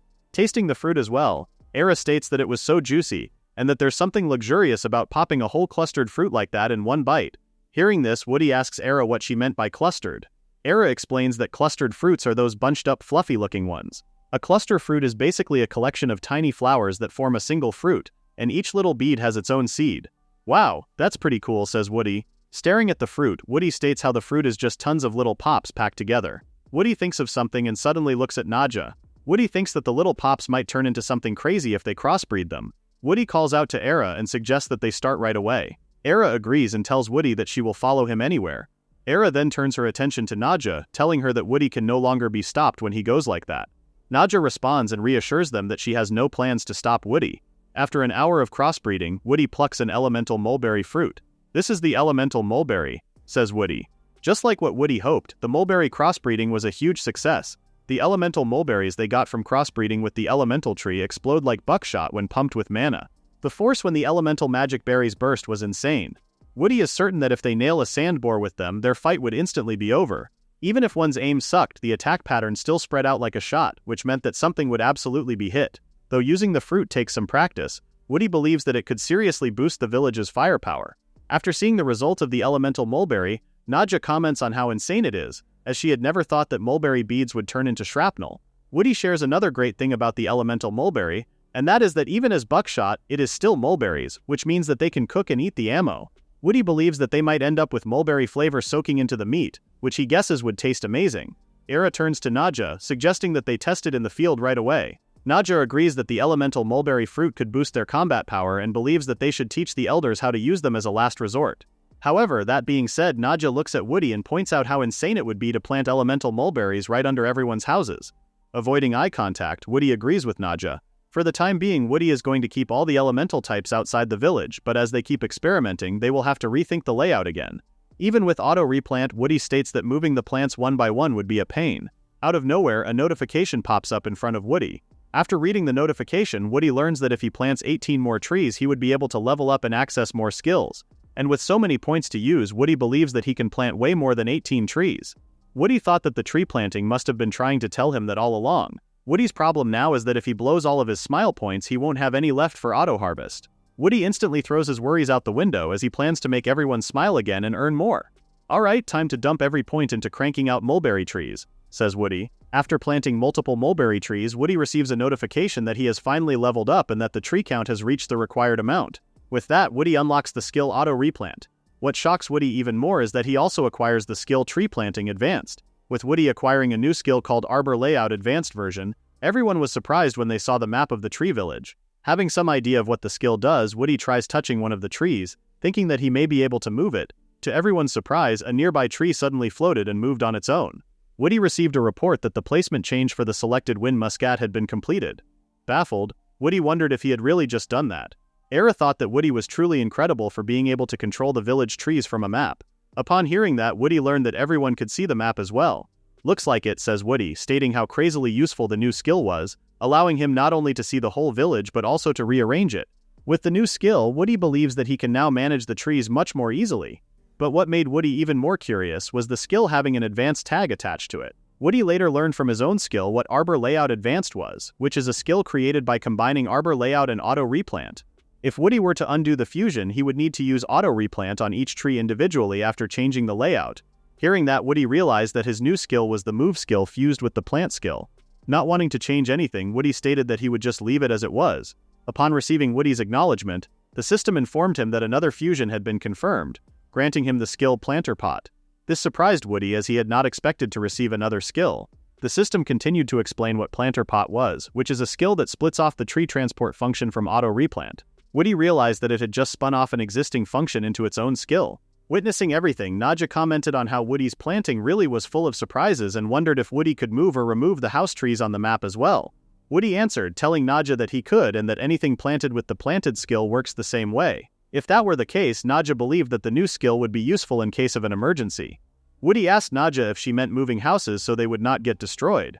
Nadja responded, "Not exactly." She then explained that if Woody could move a house tree with everyone inside to somewhere far away, then they could evacuate the villagers.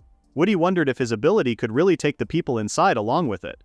Era stated that even if Woody's ability could not do what Nadja said, simply relocating shelters to safer ground was already a massive feat. "Yeah, you're right," says Woody. Thinking of worst-case scenarios, Woody still found it hard to picture it at the moment. A few days later, Nadja asked the kids if they wanted more power. Eager to obtain such power, they responded yes. Nadja then told the kids that they would have to take their new firepower, pointing to the objects laid out on a table. The items were an element Maron and mulberry, a fire muscat lantern, and a water muscat canteen. Kadeen was shocked when he heard of the element Maron and asked if they meant the exploding chestnuts. Nadja clarified that the mulberries were even worse, as they were a total scattershot. Upon realizing the danger, Megu asked if they were supposed to carry stuff like that. Nadja admitted that it might be dangerous, but she believed that it would be manageable if they trained properly. Kadeen then asked about the purpose of the lantern and canteen on the table. Nadja explained that those were tools to help them when they were operating outside the village. To give an example, Nadja poured mana into a water muscat, which then gave her water. If they dropped it into the canteen, then they would get a canteen that refilled itself. Hearing this, the kids could not help but be amazed and thought that it literally was just a magic canteen. Fiona approached the table, stating that she did not know magic fruit could be used in such a way. Fiona then asked if the lantern used a fire muscat as a light source. Nadja confirmed that it did and asked Fiona if she too found it cool. The lantern and canteen both could last about 3 days, which meant that moving around outside now became way more comfortable. Upon hearing that the tools could last up to 3 days, Caden became nervous and asked Nadja how far out they were being planned to be sent. Nadja smirked and told Caden that they did not even have to go far, rather they could camp out overnight and hunt monsters from cover. This just made Caden think that he was speaking to a true demon. Gona, on the other hand, was thinking more positively, stating that if they got good with the exploding fruit, hunting might become easier. Seeing how enthusiastic Gona was, Caden suggested to Gona that he be on explosion duty. This frightened Gona. Picking up a fruit, Nadja told everyone not to worry, as she had a backup plan if everything went to hell. Meanwhile, Samurg met up with Woody and was shocked when he saw an element peach. Woody told Samurg that they had plenty more and that they had various elements in them. Samurg commented that it was a lot all at once. Woody agreed and explained that after the element Marin, his urge to crossbreed had kind of exploded as well. Showing a crazy look, Woody stated that once he started on the other element fruits, he just could not stop. Samurg saw that Woody was starting to give off a seriously dangerous aura. Samurg pointed out how pretty mysterious the elements in the fruits were.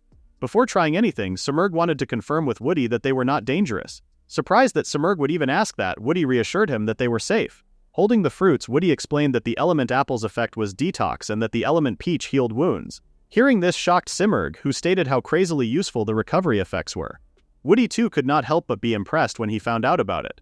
When Simurgh mentioned how the detox had more limited use, Woody corrected him and explained that the detox effect balanced one's whole body and that they could literally see their digestion get better. Simurgh was very much intrigued upon learning that they could tune up their body and that it also tasted good. "That's right," said Woody. "Element apples were more suited for daily life and element peaches could heal burns." Woody believed that they had found that eating the fruits regularly might even fade old scars. Although testing the full extent of the healing capabilities of the element peach was something Woody found really hard to do, Simurgh understood and guessed that they would have to use the fruit for real when someone got hurt. Ideally, Woody thought that they really did not need the element peach at all, but at least he was glad that it could be of great help on hunts.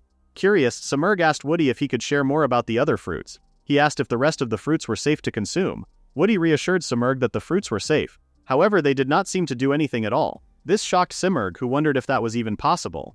Woody wondered if there was something to it, some subtle effect. He immediately thought of the worst possibilities, such as exploding after months, but Woody doubted it.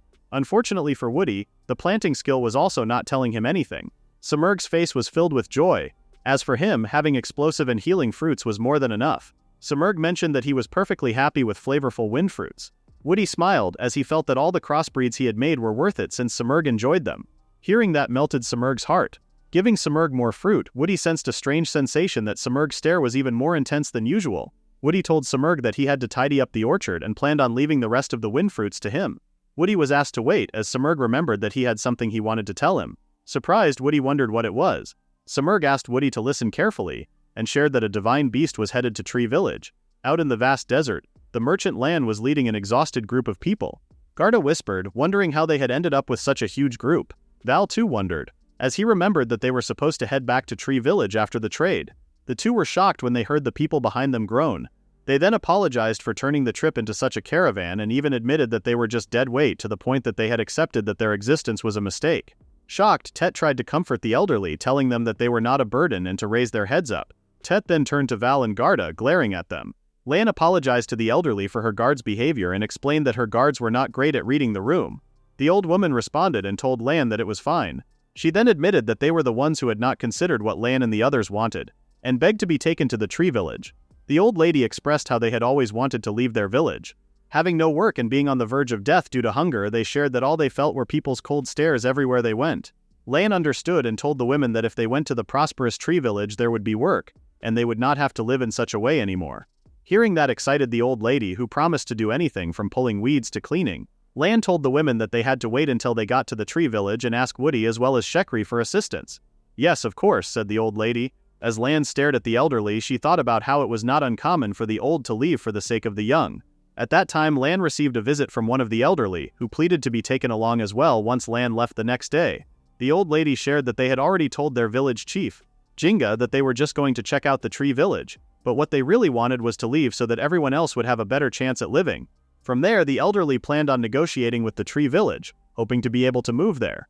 Everyone wanted to live right up to their last breath. With Woody's power, Lan was certain that he could save the elderly and their village, but Lan could not shake off the feeling she had.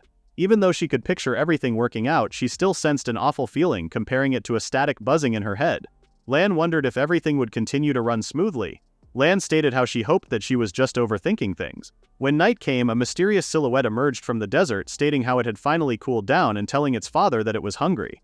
The being then told its children that it was time for them to head out, as the sanctuary was just up ahead.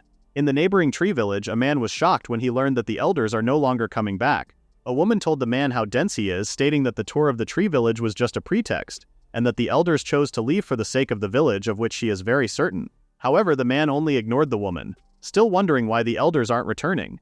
Enraged, the woman pointed out that their food is now limited, which made the elders leave to be considerate of the rest of the villagers. The man didn't accept such reasoning and stated that no matter how hard and hungry they get, they are still a family. The woman finally had enough and begged for the man to shut up. Sighing, the woman shared that the elders already knew how the man would react, which is why they lied and left them. Shocked upon realizing that the woman knew so much, the man told her that, as his wife, she should have told him. Unable to accept what had happened, the man walked away and was now headed to the Tree Village. Meanwhile, the elders, who have now reached the Tree Village, thought that they had reached the afterlife and were amazed at how wonderful the place was. Thinking that they had indeed gone to heaven, the elder woman thought that they had perished in the sands and ended up in heaven. The elder was shocked when Woody appeared, telling her that she is still alive, and that they are currently at the tree village. Woody then suggested that they first eat and have the elders recover from their journey. As a token of welcome from Woody, Era offers the elder a bountiful amount of fruits. Once the elders had their fill, Era asked that they share more about the village where they came from. Experiencing such kindness, the elders were convinced that they were finally in heaven. Somewhere in the tree village, Lan and the others were shocked when they saw so much dried fruit. Amazed, Val was certain that they would make a fortune selling all of the produce. Era grins as she agrees with Val's statement. Woody also mentioned that he has fruit tea for trade this time around. Although the quantity is small, Woody mentioned that he also brought some dried meat. Impressed, Lan told Woody that she expected nothing less from him and thanked him for preparing the items for them. Tet then told Lan how it looks like they will have another successful trade. Woody was very glad to hear such encouraging words. Though Woody and the others prepared the items, he was also thankful toward Fiona, since all of it was the result of her special training. Shaking Woody's hand, Lan thanked him. With the goods from the tree village proving to be a success, Woody asked Lan to make sure that the next trade would be just as successful. Lan turned as she remembered something. Pulling out a long cloth, Lan informs Woody that the items shown are payments for the goods. The items include some copper and a few bone-crafted items. It also includes some monster leather armor. Era was surprised upon holding a bone knife and leather gauntlets. Seeing the items, Woody also thought about how awesome they were and that he could totally use them. Lan was glad to hear such comments coming from her biggest suppliers. Woody had never thought that he would get his hands on something so good. Lan explains that the neighboring village made the items she showed. The villagers there are all skilled with their hands and could craft tools from the monsters they hunt, says Lan. Woody was quite surprised upon hearing that the villagers from the neighboring village can actually hunt and craft for themselves. From Woody's understanding, it only meant that the neighboring village wasn't struggling that much. This made Woody wonder what could be the reason why the people from the neighboring village would go out of their way and come to the tree village. Woody thought that the elders would do some kind of negotiation and pitch something to them. However, if that were the case, Woody then wonders what the elders would be selling. Thinking of something malicious, Woody becomes scared, as he assumes that the neighboring villages are selling their villagers. Woody tells himself that it was just all a joke, and that Lan would never do something so heinous. The elders finally spoke up, begging Woody to let them live in the tree village, promising him that they would do whatever jobs were assigned to them. Woody becomes relieved when he learns that there were no ulterior motives behind the elders' arrival, but rather that they only wished to move to the tree village. Woody felt embarrassed, realizing that he had overthought the situation. With a dozen people wanting to move from the next village, Woody thought that the elders are far more experienced than him, a true group of seniors. The elders again spoke up, wanting work and to be compensated with just a small amount of food. Thinking about work, Woody immediately thought of an idea. He shared with everyone that he is planning to start a farm pretty soon and has been looking for extra hands. With the elders' arrival, Woody expresses his excitement about having them over to help. Surprised, Nadja wonders if starting a farm would even be possible. Era also thought about how incredible it would be if the crops would actually grow. However, Era still doubts if it can actually be done. Woody believes that they will be just fine. Even in the desert, the sanctuary's soul has moisture. Unlike the outside, the grass within Woody's domain is lush and green. Woody points out how field crops are different from trees grown with his planting skill. For their farm plan to work, Woody believes that they will greatly need manual labor for tilling, sowing, watering, and harvesting. All the steps require work that feels like actual farming. Nadja finally understands why Woody needs extra help with farming. Since it is physical labor, Woody thought that it might be rough on the others. The elders overheard the conversation and immediately volunteered to help. Seeing how enthused the elders are, Woody asks that they not overdo it. Shekri approaches Woody, asking him what crops will be growing in the field. Surprised to see Shekri, Woody then tells him how glad he is that Shekri asked. Woody showed a bunch of seeds and mentioned that they are called wheat. Woody further explained that with wheat they can make bread and cakes, which would completely change their cooking. To achieve such goals, Woody wants to start growing wheat. Just thinking about bread, Shekri can no longer remember when the last time he had seen one was. Seeing Shekri's reaction, Woody makes Shekri understand that it will take them some time, but promises that they will make it happen. Pointing at a spot on the ground, Woody mentions that he has already decided on the spot for the field. Once the tools are ready, Woody plans on making a small plot, sowing the wheat seeds and seeing how things go. Woody suddenly noticed an indentation on the ground. Upon checking it up close, Woody, along with everyone else, was puzzled and shocked when they saw a creature inside. The small creature then shoots up from the ground, bringing its children. Woody's mouth widened as he was caught off guard. The creatures then spoke, stating that they've finally arrived. Meanwhile, somewhere in the desert, chaos erupted as a man was walking away after a fight and found it quite boring. Two women then approached him, calling the man Lord Acid, praising him for another splendid show. The women were mesmerized and smitten by Lord Acid's actions. Lord Acid shrugs it off and tells the two that his great magic was obviously the strongest.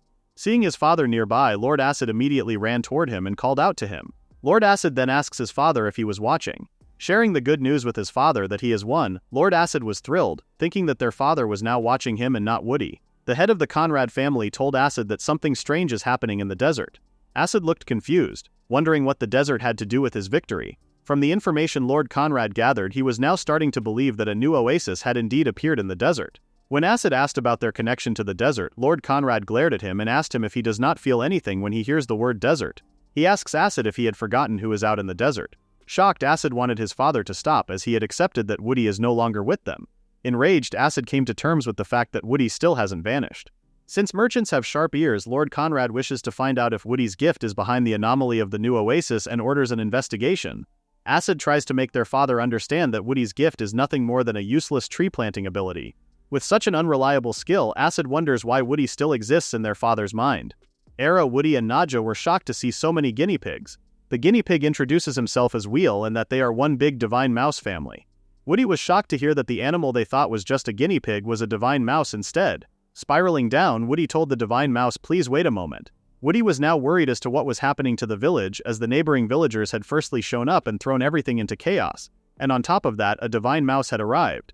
Flying over Woody, Simurgh told him, "And that's coming from you, Lord Woody." Woody then remembered that Simurgh had mentioned before that a divine beast was coming the other day. Simurgh responded that he indeed said it, and that the divine beast would be the raucous divine mouse Wheel. Wheel overheard Simurgh and told him that it is pretty rude to call someone noisy, though Wheel also admits that he is a little lively, granting that to Simurgh. Trembling with anger, Simurgh couldn't believe that Wheel would assess it as little, and asked him who it was who had been sending him telepathic messages around the clock. "Telepathy?" Woody asked. Simurgh explained that telepathy lets them talk even when they're far apart, a form of communication between divine beasts. Listening to Simurgh, Nadja finds the ability quite fascinating. Wheel laughs as he apologizes for the telepathic message. Wheel also explained that their whiskers, their pride and joy, had picked up on the wavelength of Simurgh's sanctuary like crazy. Wheel believes that it is natural for them to drop by and say hello. Simurgh knows that it is not the true intention and believes that what interests Wheel and his family is the food. Knowing Wheel, Simurgh was not that worried, as he was certain that after having a bite he would have to head on home. Woody was surprised to hear that Wheel would leave right away after going through the trouble of coming to their village. Simurgh explains that the place is a sanctuary that belongs to him, which means that there's no room for other divine beasts to move in. Wheel states that what Simurgh said is the truth, and was impressed with how Simurgh can create such a magnificent sanctuary. Wheel and his family then turn to Woody, suggesting that he make a sanctuary with him as well. Later that night, the elders who had recently arrived at the village spoke of how glad they were to come to the tree village. The elderly didn't expect that they'd be able to get work making farming tools, giving them a real sense of purpose. The old man hands a cup of drink and states how the folks from the neighboring village are incredibly skilled. Despite having poor eyesight, the elders from the neighboring village still manage to finish the work, though it takes them some time. Overhearing the cheerful noises coming from the nearby houses, Nadja tells Woody that the village is becoming lively again. Era notices how Woody looked troubled and asks him about it. Woody didn't want to describe what he was feeling as troubled, but rather he just felt like a lot had happened in one day. Era agrees, as she mentioned that they have to consider the sanctuary as well. Nadja stated that even if they build one, they'll need to think about the location and management. Woody thought that it would be better to be cautious and told Wheel that he'd think about it over the 2 or 3 days that he is staying. But earlier, Shekri had told him something that had been bothering him. The two ladies were shocked that the neighboring village chief had no clue about the relocation. Woody asks the ladies to lower their voices. Having gotten carried away, Nadja and Era apologized. Era mentions that the situation is turning bad since they're expecting to head back as soon as the Tree Village tour ends. Nadja stated that it might not become a commotion right away, but she ought to think of some way to handle the matter. Woody agrees with the two but states that even if they try to deal with it, it might end up looking like they are kicking the elders out. Nadja asks Woody if Shekri got a hold of the information from the migrants. From what Woody heard, Shekri thought that the migration was quite odd, so he asked Ran about the situation. From there, Ran apologizes to Shekri, as she couldn't just ignore the old folks' desperate pleas. After hearing the story, Nadja couldn't blame Ran, as she understands the feeling and believes that Ran brought the elders to the village, as she too does not know how to handle them either. Era agrees as well, and says that it would be best to talk with the neighboring village's chief before the matter becomes a bigger problem. Just thinking about the neighboring village chief, Woody hopes that he is not angry. After staring at each other, the two reassure Woody that all will be fine. Meanwhile, the chief of the neighboring village found something strange after walking through the vast desert. The chief followed what looked like Ran's camel tracks, but no matter how far he goes, there's nothing there. The chief froze when he saw a large beast from afar, wondering what it was. Woody notices that Simurgh is in a bad mood. Wheels laughs as he tells Woody that Simurgh is very easy to read. Woody confronts Simurgh and asks him if the cause was yesterday's talk about the new sanctuary. Wanting to know the truth, Woody asks Simurgh if he disliked the idea of more sanctuary. Looking troubled, Simurgh tells Woody that it is better to have fewer sanctuaries. However, the current problem they are facing is now about faith. Upon hearing that faith is the problem, what Woody imagines faith to be about are nuns and old priests. Wheel laughs as he states that it is hard for humans to grasp faith. Wheel tells Woody that they are divine beasts, so when they gather faith, their presence grows and their power overflows. Wheel adds that for them, faith is the source of their strength and that they are very happy to have it and would feel the opposite if they don't. Wheel then points out how Simurgh hates having his faith stolen by him. So that's how it was, says Woody. Woody finally understands as he remembers that the Tree Village people founded the Fuji faith and worship Simurgh. If Wheel's divine body multiplies or decides that the new sanctuary's Wheel is better, then Simurgh might lose followers, which he dislikes very much. Woody comforts Simurgh, reassuring him that there is nothing to worry about. Simurgh interrupts Woody, telling him that it isn't the only concern. Simurgh warns Woody that if they are going to create a sanctuary with Hoyle, then there will be no avoiding the ley lines. Thinking of the ley lines, Woody asks if those are the places with especially strong magical power. Simurgh tells Woody that he is correct and adds that creating a sanctuary requires a point with high magical energy. Woody thinks about it and remembers that when they created the sanctuary with Simurgh, they weren't concerned about ley lines. Wheel points out the reason to Woody, and that is because Simurgh is a divine beast who resides over wind. Woody looks even more confused with Wheel's explanation. To make things more clear, Wheel explains it in more detail, stating that Simurgh manipulates the wind to channel magical power to any land of her choosing, which means that she can create a sanctuary anywhere. Wait, that's correct, says Simurgh. Wheel changes the conversation and tells Woody that as the divine beast who presides over Earth, he also has another unique power in which he believes that it will be a treat to look forward to after his sanctuary is established. Woody becomes excited by just thinking about how special the wind and earth divine beasts are. Feeling a surge of faith welling up, Simurgh looks very happy.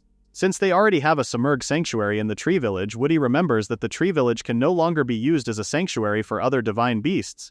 Simurgh asks Woody if he has already decided on a location. If only it turned out that way, that would be enough. Woody responds.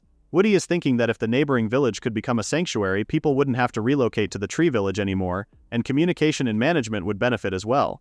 Woody remembers that Simurgh can sense where the geopoints are and asks if there are any good spots nearby. Unsure how to respond, Simurgh tells Woody that there are some. With his facial expression changing, Simurgh becomes honest and tells Woody that he would rather not tell him where it is. "Hey, how stingy," says Woody. Simurgh believes that if he tells Woody, then he would certainly settle there. Since Simurgh is dragging the conversation way too long, Wheel decides to tell Woody instead. Wheel mentions that the ley line is up ahead if Woody keeps going. Wheel can feel a strong flow coming from the ground.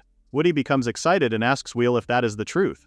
Simurgh approaches Woody, telling him that monsters can sense that flow of magic as well. Simurgh warns Woody that if he is seeking out ley lines, he will have no choice but to drive off the monsters that nest in that location. Meanwhile, at Acid's home, his maids try to have a fun time for them, asking that they bathe together again. However, Acid is in a foul mood and leaves the two. The ladies are shocked when they see Acid hopping on a ride, asking him where he is headed at this hour. Acid only responds that something came up. The ladies remind Acid that he still has early morning study and magic training with the tutor tomorrow morning. Acid casts a powerful spell and directs it right in front of the girls. He then asks the girls, "What more do I need?" Seeing the damage Acid caused, the girls believe that Acid is the strongest but still wonder where he is exactly going. Acid asks if where he is headed is still not that obvious. Acid tells the girls that if all of them want to witness new carnage, they should follow him. If sanctuary is what the magical beasts seek, then scattering the monsters that infest it is the only way forward. Calling Woody's name, Nadia tells him that if it is just monsters, then there is nothing for him to fear, as her legion, the sandstorm, will blow them away. Woody was surprised and asked about the sandstorm. The young kids were very proud of the name that Nadia came up with, also complimenting Nadia for having such good taste. Woody was shocked when Nadia suddenly decided to go to the monster's place. Ira asks Nadia to wait and points out that, even for her, the place they are headed to is deemed to be dangerous. Nadia points at Ira, asking her if she really is that much of a worrywart. Nadia makes it clear to Ira that she has the makings of a sword saint, and if Era were to join them, then that would be enough. Woody finally spoke up and apologized to Nadia as he expressed that he felt the same way as Era. Woody pointed out to Nadia that they do not know how many monsters are in the ley line, and that it is much better to be safe than sorry. Lon interrupted their conversation when she called them a lively bunch in the morning. Lon was about to set out but wondered if she might be of some help to them as well. After Woody explained the whole story, Lon was not expecting a monster extermination in the desert ley line. She makes it clear to the others how dangerous the place was. From her experience as a former adventurer, Lon believes that being combat ready may not even be enough. She shares with Woody how merchants hear lots of monster rumors, which is why they need to know the safe routes, especially rumors of the real threats. The monsters among monsters, like an elusive serpent that shakes the very earth itself. Powerful creatures like monsters that are immune to magic. This came as a surprise to Woody, as it was the first time for him to hear that there are monsters that are immune to magic. Ira asks Lon if monsters like that truly exist. Nadia asks Lon if she knows the kind of creatures that live in the area. From what Lon knows, the most dangerous monster said to inhabit the area is a wolf. Their attention was drawn to a noise far ahead. The noise came from a man being attacked by a beast. The man curses, as he didn't want his life to end in such a way. Before the man could meet his end, Nadia arrived at the nick of time and landed a serious blow on the monster. Nadia was quite relieved that she made it in time. The man, who is covered with blood and bruises, asks what was happening before passing out. Lon immediately recognizes the man as Jenga. Worried, Woody asks the man if he is alright. Nadia offered to carry Jenga and run to the village. Woody approved and thanked Nadia. Checking the monster more closely, Lon recognizes it as a forest wolf. It is a wolf-type monster with a body like carved wood, common enough in the area. Being lifted, Jenga spoke about how he saw it with his own eyes. A monster that looked like a giant tree, but then realized that it was a monster. The elderly saw Jenga and his situation, asking him why he came to the tree village. Upon realizing that Jenga had followed them all the way to the tree village, the elders couldn't believe it and wondered why Jenga would go so far. Hoping for Jenga to survive, the elder asks that he not dare die before them. Ira asks everyone to calm down. Era picks up a fruit and heals Jenga with it. The elders were quite surprised when they saw the wound becoming shallower and healing. Ira tells the elders that she will heal their village chief with the element peach. Wheel states that the tree village has already been through so much. Wheel's wife felt bad for Jenga for being attacked by monsters. Seymour mentions Jenga and asks Nadia if Jenga really said that he saw a monster like a giant tree. Nadia responds to Seymour that Jenga did say that, and that the fact that he called the creature he saw a monster meant that it must be a terrifying one. From what Jenga described, Lon guesses that what attacked him was the king of the forest wolves, the tycoon wolf. Woody becomes alarmed as he never thought that those tree wolves would even have a king. What terrified Woody even more was when Lon informed them that the tycoon wolf is considered to be the most powerful monster feared in the entire region. Upon hearing that it is the most powerful, it dawned on Woody that the ley line point that they need for the sanctuary may have a tycoon wolf inhabiting it. Seeing Woody's expression, Wheel tells Woody to stop moping around. Wheel's wife tries to calm him down and tries to make him understand how difficult the task is. Woody wants to make a new sanctuary with Wheel, but their current fighting strength is just Nadia, Sandstorm, and Ira. Disappointed in himself for not being able to fight, Woody remembers the chestnut and how they plan to aim for an armed fruit nation. Woody realized that they do have fighting power, and it is within the tree planting. The next day, Woody uses his tree planting multiple times. Jenga, who is now fully healed, asks Shekri if that is their lord. Shekri responds yes, and shares that Woody possesses the gift of planting trees. This came as a shock to Jenga, as he realized that it was the very reason why the tree village became like an oasis. Overhearing Jenga's reaction, Ira chuckles and mentions that Jenga looks like he has recovered completely. Jenga bows down, thanking Era for healing his wounds. Era explains that she simply applied fruit with restorative properties, and that is all. Jenga was both shocked and confused when he heard of a fruit with restorative properties. Jenga was then told that he mustn't be surprised by something of that level. Shekri asks Jenga for his thoughts on what Woody is doing right now. From what Jenga sees, Woody is planting trees that are lined up like a road. Shekri states that a road connecting their village and Jenga's village is about to open. Woody smiles as he believes that the trees he planted are enough. Woody still got plenty of smile points for planting trees. With his tree placement, Woody plans to keep planting trees even far from the tree village and create a safe road. By the time the road was complete, Woody reached another level. Woody asks for his tree planting to lend him the power to fight. Along with his new level, Woody was informed that new trees are now available for planting, and that he has acquired the tree-to-tree transfer skill. As Woody gained a new level, he prayed for his tree planting to lend him the power not just to create a new sanctuary, but also to fight the sanctuary's monsters. Jenga excitedly calls out to Woody, thanking him since he heard that Woody made a road from the tree village to his village. Woody was caught by surprise by Jenga's sudden appearance. He then explained that he created the road from world trees, so it repels monsters and protects people from sandstorms as well, a feature that is really useful. Shocked, Jenga asks if that is the power of an aptitude. Putting his face much closer to Woody, Jenga asks if they can use the road to bring everyone back to his village. Pressured by how close Jenga is, Woody responds that they can once it is finished. Jenga's smile instantly vanished as he assumed that the road was already finished, to which he asks Woody if the road is not yet complete. Woody responds yes, and explains that he had just lined up the trees randomly for now, and that he still needed to walk the path, adjust things, and plant more trees to really finish it. After hearing Woody's explanation, the fire inside Jenga was lit up again as he thought of an idea. He joyously told Woody that they should head back to his village right now and finish the road there. This surprised Woody, who did not expect to leave the tree village right away. Shekri interrupted the two and reminded Jenga that although his injuries may be healed, he still needed rest. Shekri also asked Jenga if he had even spoken with his own villagers already. Woody was a little pleased to see Shekri. Shekri continues to point out to Jenga that Woody still has his own priorities to manage. As a village chief, Shekri reminds Jenga that he also needs to think about balance. Embarrassed, Jenga understands and admits his mistake. He then apologizes to Shekri for his behavior. Shekri responds and tells Jenga that there is nothing to apologize for, as he understands that Jenga has just been pushing himself too hard. Shekri also tells Jenga that he will sit in on the discussion with the neighboring village as well. Aira was quite impressed with how Shekri handled the situation. Nadia also pointed out that village heads must understand each other on a different level. Nadia advises Woody to leave Jenga to Shekri. Woody should instead check out what he can do now with his tree planting since he recently leveled up.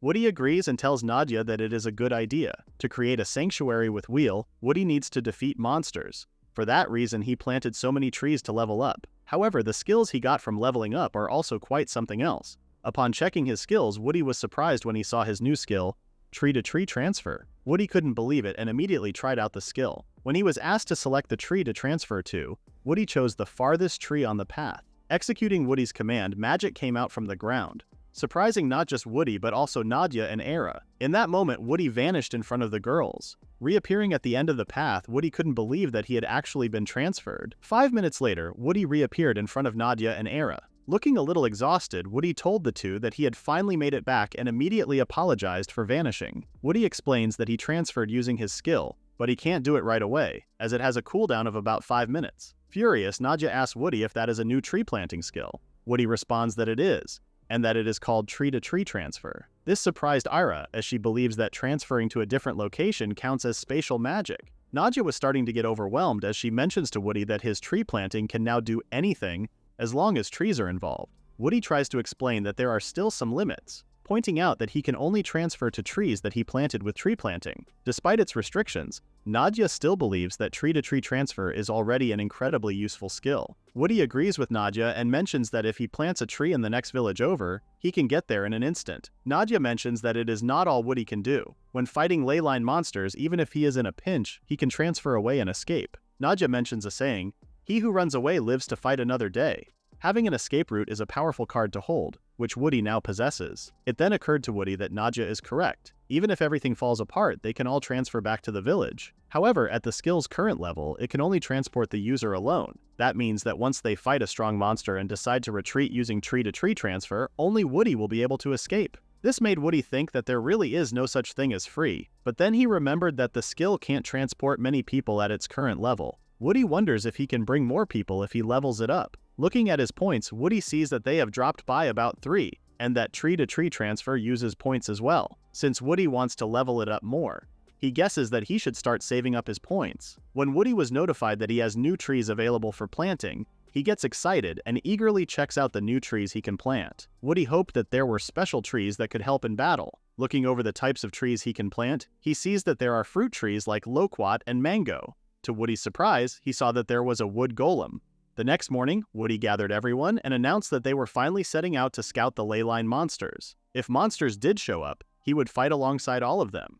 This announcement surprised everyone, to which Woody was then asked what he meant by that. Woody clarified that it would not be him who was fighting. To make everyone understand much faster, Woody showed it to them and summoned his wood golem core. Golems are a type of monster with bodies made of earth or iron. They are deemed troublesome creatures with self-repair abilities that keep moving until their cores are destroyed. Woody's wood golems aren't monsters and they obey his commands, which means that they are of no danger to the villagers. The golems are incredibly tough and powerful allies. On the road to the ley line, Woody decided to test the wood golems in real combat. Taking down monsters with the wood golems proved to be very hard for Woody. They managed to overwhelm them with numbers, but he admitted that the golems were still lacking firepower. Thinking of firepower gave Woody an idea to crossbreed the golems. Woody's experiment proved to be successful as he had now gained the element golem core. Each golem possessed a different type of element. Testing out their battle prowess, Woody let the element golems hunt a monster down. Within seconds they had cornered, trapped, and subdued a monster. Witnessing it for himself, Woody was instantly amazed by their power. Ira approached Woody, telling him that he had finally done it. Woody told Ira that with his new element golems, he could contribute more to clearing the leyline monsters. Nadia didn't expect that the element golems would be that powerful, proving to be a major asset for them. Nadia noticed something on one of the golems and told Woody that there were cracks in its arm. Nadia then confirmed that the golems were fragile against impacts. Looking at the golem's arm much more closely, Woody realized that Nadia was correct. If they did not increase the golem's durability, they might not hold up against a boss. Woody immediately got an idea and swapped the arm with one from another golem. Woody was surprised when he witnessed the fire golem pierce its arm into one of the wood golems. When Woody checked the cracks in the arm again, he saw that they had already healed. He now wondered if that was the golem's self-repair mechanism healing itself by taking in other units. When the kids saw it as well, they found it very cool and believed that they totally had it in the bag now. Gona asked Caden if he had seen it as well, and believed that the golem could even take down the boss monster. Caden warned Gona not to talk so carelessly about fighting the boss. Caden turned and asked to confirm if what they were about to do was just a reconnaissance mission. Era told Caden that he was right and that they would not be fighting the boss today. Nadia explained that their objective was reconnaissance and setting up the transfer trees. As for combat, Nadia mentioned that its purpose would just be clearing out the small fry around the ley line. Nadia then called Simurg, asking him how much longer it would be until they reached the ley line. Simurg informed Nadia that they still had quite a ways to go. With the number of people they had, Simurg figured it would take around 5 days or maybe a week. Everyone's faces turned grim,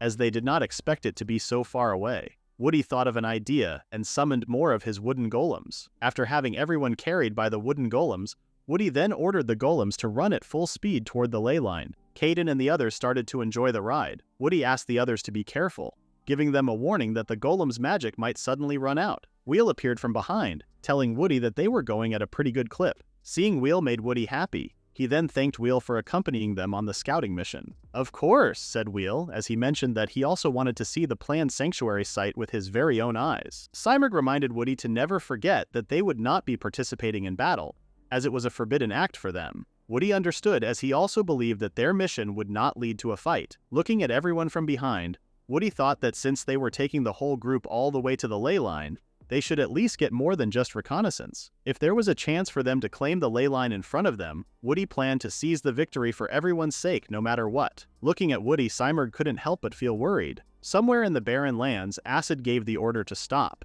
He asked the two maids if they had felt that. Confused, they told Acid that everywhere they went it was just endless sand and heat and asked what there was to feel. Acid sensed several large magical powers moving. From what he could tell from the wavelength, it was something else and not a monster. Acid smiled as he decided not to ignore what he was sensing. Nadia landed a deadly blow on one of the monsters, informing the others that it was the end. However, when Nadia looked up, she saw that there were still more of the monsters. Woody called Nadia's name, telling her that he had her back. Along with his element golems, Woody delivered a devastating combo that managed to secure them the win. Nadia was shaking while uttering, "You're back, I've got your back." "Miss Nadia?" said Meg. With her face turning red, the words Woody said were the words every battle maiden dreamed of hearing at least once, and she thought that they were just the sweetest thing. Looking at Nadia, Era guessed that she had come across as unreliable then. With Era and Nadia turning up the heat between their feud, Woody guessed that the battle wasn't over yet. Checking in on one of the wolves' corpses, Lon informed Woody that all signs pointed to the Tycoon Wolf definitely being in the area. Simurg mentioned that the area they were in was already a ley line, so the Tycoon Wolf could be lurking anywhere. Frightened, Dan asked if they were serious. Looking around, Fiona's worry wasn't that great since she did not see any huge monsters around. Woody guessed that it would be a war of attrition then. He then planted another tree and told everyone that they were setting up a simple camp and staking it out. Under the protection of the World Tree, Era approached Woody and suggested that he get a little rest. Woody thanked Era but then told her that they did not know when the boss would show up, so he couldn't sleep that night even if he wanted to. The camp Woody made was protected by the World Tree's barrier. Since it was only a simple camp, the monster repelling effect might prove to be unreliable since they were on the ley line, the monster's nest. As long as Woody stayed awake, he could protect everyone with his wood golems when it counted. Thinking about it that way made it even harder for Woody to sleep. Woody told Era that she had slept enough for both of them. He reassured Era that he would be fine and that she did not need to worry. Wearing a confident expression, Woody stated that he now had the power to protect everyone. Removing her cloak, Era grabbed hold of Woody's wrist. Surprised, Woody asked Era what was wrong. Era flinched before letting Woody go. She then told Woody that she did not know why, but she suddenly felt like Woody was going far away. Woody laughed as he told Era that he was not going anywhere. He clarified to Era that just because he had wood golems didn't mean he would go looking for the boss on his own. Ira agreed and apologized to Woody for saying something strange. Woody gently pushed Ira as he told her that she just needed to get some rest. "You're right," said Ira. Nadia, who saw how close the two were acting, sighed. Her attention was then drawn elsewhere. Nadia wondered at first what it was, but then later realized that they were forest wolves. Nadia immediately woke everyone up, informing them that a whole pack of forest wolves had appeared. Woody confirmed his theory that the monster-repelling effect was too weak. When Woody mentioned that he would be bringing out the wood golems, Lon stopped him and asked him to wait. Lon noticed that the pack was veering off course and informed Woody of it. Seeing it for himself, Woody was both surprised and curious as to why the pack of forest wolves was passing them by. Caden became annoyed for waking them up and making so much noise for nothing. Gona mentioned that the forest wolves' den was around the area and wondered where the wolves were headed. At a far distance, a mysterious person cast the spell Chaos Rare and launched it directly toward the camp Woody had created. Era sensed the danger and ordered everyone to get down. To protect the camp and everyone inside it, Era used the spell Ice Wall. Surprised, Woody asked if that was a magic attack. He then called out to Era after seeing her barely holding off the attack. Era reassured Woody that she would be fine and that he had to stay right behind her. Everyone started to panic, wondering what was happening and if they were being attacked by the boss monster. Being called a monster, the attacker called them rude bastards. Woody recognized the voice and immediately knew who their attacker was. Acid, who claimed to be the great sorcerer, informed everyone that he had deliberately missed with his magic. He then asked them if they had a death wish. "Acid," said Woody. Hearing Woody mention a name, the others then asked if it was someone Woody knew. Woody started walking, as he believed that the feud was between him and Acid, and that the villagers had nothing to do with it. Nadia called out to Woody, curious as to what he was trying to do. Woody told Nadia that he was just going to have a little chat. He asked Nadia and Era to stay, since the tree planting barrier wouldn't hold against magic attacks. If Woody moved away, he should still be able to protect everyone better. Acid landed and told Woody how he had been wanting to see him. Woody never thought that Acid would come to the desert. Acid told Woody that he had come to check out the rumors about the truth behind the new oasis in the desert. However, Acid was quite let down, as he thought that it would be an oasis protected by some special barrier. Acid saw for himself how it was all for show, and that the barrier could not even block magic. Listening to Acid made Woody realize that the sudden attack had just been to test the barrier's strength. Acid then asked and hoped that what he had seen was not the rumored oasis. Meg had had enough and told Acid to stop saying awful things about Woody. The others rallied behind her and mentioned that a surprise attack was just plain cowardly. Woody turned around after hearing everyone's voices. Acid then told Woody that his servants were poorly trained and decided that he himself would be teaching them a lesson. Seeing that the situation had escalated quickly, Woody immediately opened his status board. To teach the citizens of Tree Village a lesson, Acid cast the spell Thunderbolt at them. To protect everyone, Woody summoned wood golems and lined them up together, reducing the attack's power. This not only surprised Dan and the others, but also Acid. The wood golems that lined up received the full power of Acid's Thunderbolt. Acid couldn't believe what he was seeing. When the Thunderbolt attack ended, what remained were a couple of burnt wood golems and 2 more wood golems still standing. Shocked, Acid turned to Woody, asking him if he had done that. Woody responded that he had. Woody explained that he had blocked the attack with an earth golem he had made using his tree planting. Acid's maids were shocked, as they had assumed that Woody's tree planting was a non-combat skill. "That's impossible," said Acid. Acid trembled as he couldn't believe that his magic, the great sorcerer's magic, had been blocked by something like tree planting. Woody told Acid that he wanted to make the desert a happy place with tree planting. He did not intend to get in Acid's way. When Woody found out that Acid had the great sorcerer aptitude, he admitted that he was shocked. But now he believed that it was for the best. "What?" said Acid, as it was the first time he had heard all of that. Woody mentioned that they were at the ley line for a different reason, separate from the base. He also told Acid that the oasis everyone was talking about was probably that place. If Acid wished to see the oasis, Woody told him that he was welcome anytime. This offer came as a shock to both Nadia and Ira. Woody also told Acid that there were lots of delicious fruits there, and he was certain that Acid would be even more surprised. Woody also wished to share them with their father and wanted to take some of his fruit back as a gift. Anger continued to grow on Acid's face as he told Woody that bringing fruit as a gift was impossible. He then reminded Woody that all their father desired was power. Pointing at Woody, Acid asked him why he thought their father had taken notice of the Oasis rumors. It was because their father sensed the possibility that Woody's tree planting could become their father's power as well. This came as a surprise to Woody, who asked if their father cared about him. Despite that, Woody made it clear that his tree planting wasn't a tool for territorial disputes. Acid agreed to call Woody useless, but what annoyed him was that Woody's very existence still distracted their father. Acid believed that banishing Woody to the desert wasn't enough to erase him completely from their father's mind. Casting another spell, Acid asked for his brother to die for his sake. "Acid, you," said Woody. Lon and the others were now having trouble breathing due to the sinister magic that Acid was releasing. Both Nadia and Era called for Woody and begged him to come back. Woody remained firm and told Nadia and Era that it was his fight and that he wouldn't be running away from Acid. The thought that Woody would dare to stand against him made Acid even angrier. Since the difference in their power was very obvious, he wondered why Woody still acted like that. "You want to die, huh?" said Acid. Woody responded and told Acid that it was not the case. Woody explained that he would no longer run because he was protecting what was behind him. Woody claimed the desert as his territory, and behind him were the lives of all his people. For his people, Woody would risk his own life. If Acid really intended to take his life, Woody then told Acid that he had better prepare himself. Acid suddenly fell, which surprised Woody. Everyone then became scared as the whole area started shaking. They first wondered if it was an earthquake, but one of the kids pointed to the cause of the shaking. Woody froze as he now faced the creature that they had been searching for, the Tycoon Wolf.